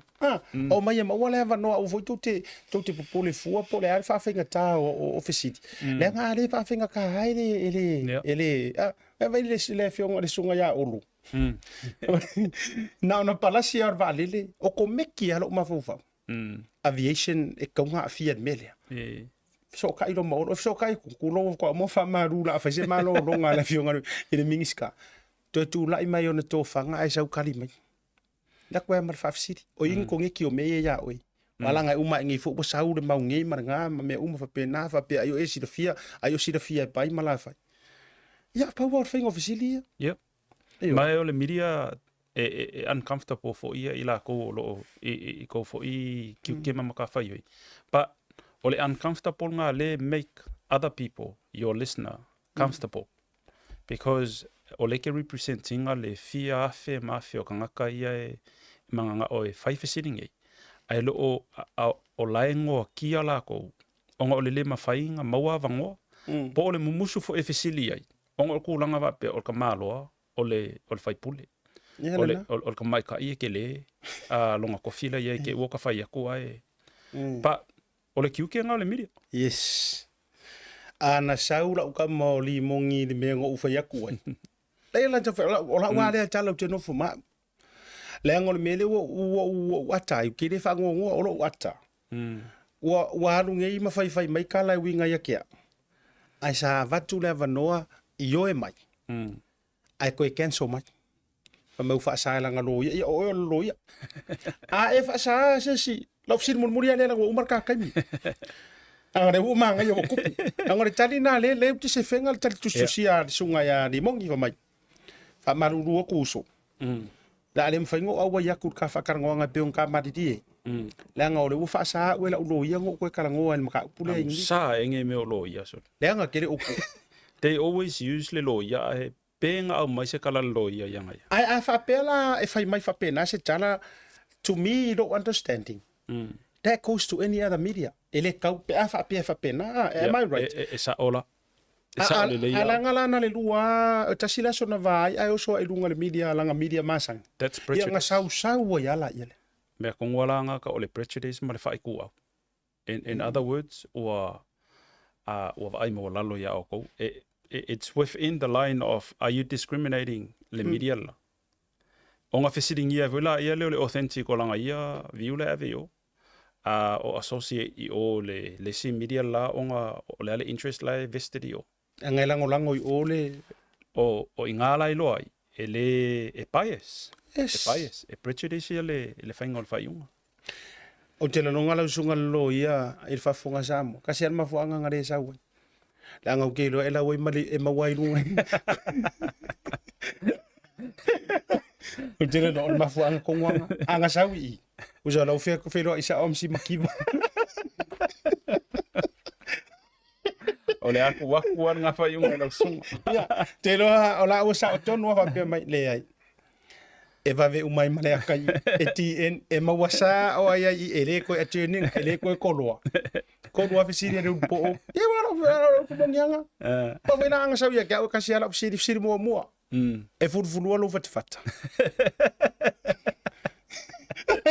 Le anga o ke fisiri anga i mea o yeah. Awa anga sa ia la fara ku fa penga i vai ngora wai okay roi he would never come mila show. Ai anga sa mo ora fisiri mo anga.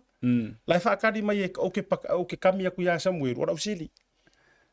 E furfuru no fatfat. Fa pe mele ai en faina tala fa va mai lo oftin. Anga le e ei se pe ai lo. E ei se pe ai lo. Vai fisiri. E ni fa ste puselu o lo fale. Afu e ser mera la sa wai e ser mera la kwel fafsit. Ya, vai lá. Ia bola vai yang. Te uru mal pokla me na fiafi. Au ngaro pa pakiu. Ryan ko fora pa pakiu ta pa pakiu lunga iyo. A te so pa pakiu le so to na ngai sa wai la isi fa mo gia e fesili ko e fa ya ri mo. A e vi yo uma fesili sa fa ko so pa pakiu. Ngai maka ukia fesili ko fesili. Ya, le na ton. A te so lua sulta la ole lau mamoe, ole chicken thighs, siu pipi, ole sosisi. Fai por sa laki pakeka, male green salad. O foa luas fulutala. Lusuka lang yung sila na si Lusukana sa mo. Whaafitai ai si tina lau le kauro sua wha le anga message mai nei. Te loa mai fafo. Le wa whai mai lana whaatau ai piki rona ai ngai ni New Zealand. Ai wena whai ngofi. Sen mai ai o ia ai a whaakau mai lana Australia mana o Ameriko. Suri. Whaakau mai ka mai koe kia umai po. Whaakau mani sia ka mau taula. Ka mau tau o Toropapa. Victor. Paka merko inga so pese furu valu e peru furu valu ia ai o mai inga yonga ai nga toru ai nga ese o le mano ki di lopo ngare ka o nga kasena nga o ke ngi ki nga ki di ro la ka mo pingi fa di lo kam ai ni hao fa taile ele so ta to fira il ta ora so ele address nei lungo le ta to pa ki ia so nong fai lo sunga de di lo ia fa taile va sieta ia tonu o tai ole diwa ia submissions o le maua sa mo sitsin les mulmuli ia les mulmuli o me ia o le tangi fo le pumate ia ila to lo o tama fai ni la to submissions o mai lango le maua sa mo e le mo i tātou o tātou no fo New Zealand Australia ma isia tunu ai mo ila to lo o alalam papa au Samoa tātou tama fai o tātou maa fo ile tongi mo tātou atu no umale atina e no le tātou atu no i Samoa. Whaftai tele siata mo nei fiafi o le afo i se upo o le tautamale i le whafonga le atu no. Ia malu avi fale fina ngalo nganga o le naunau tainga ia maua pea le wanoa e fisosoani e whaamal malama nisi vaenga o tu la fono ia maisela wafo o le tātou wau maua i nei atu no ua vea mo tātou a inga. Whaftai tele sa mua mo le whaavanoina foi o tau maota malawa o a foi le pokalame me le tauta iae. Ia manuia tele lava le weekend mal neva yaso ia e whiloa i le astona i le maota le tō whaia asiata. E whaakau e le papakiu. Ia le na ua whaamatafi ma taurunga tu sunga le lo ia. Whaatai mo le yaso o toi foi o tai au. O ilai marasko ngai whaamai ai marwa yaso ngan Samoa. I wa ka konverso ngang Samoa e fai uda sa e uma le vai yaso le. Ia fai sau me ai Samoa. E ngei makai au. Ai papakiu ne so le stona. Ia fa mangalo se mangalo de tu mari na fo i fo ngava tele fra ile sa tai au asiata marsunga loye ya sauni so i fo mai manuia.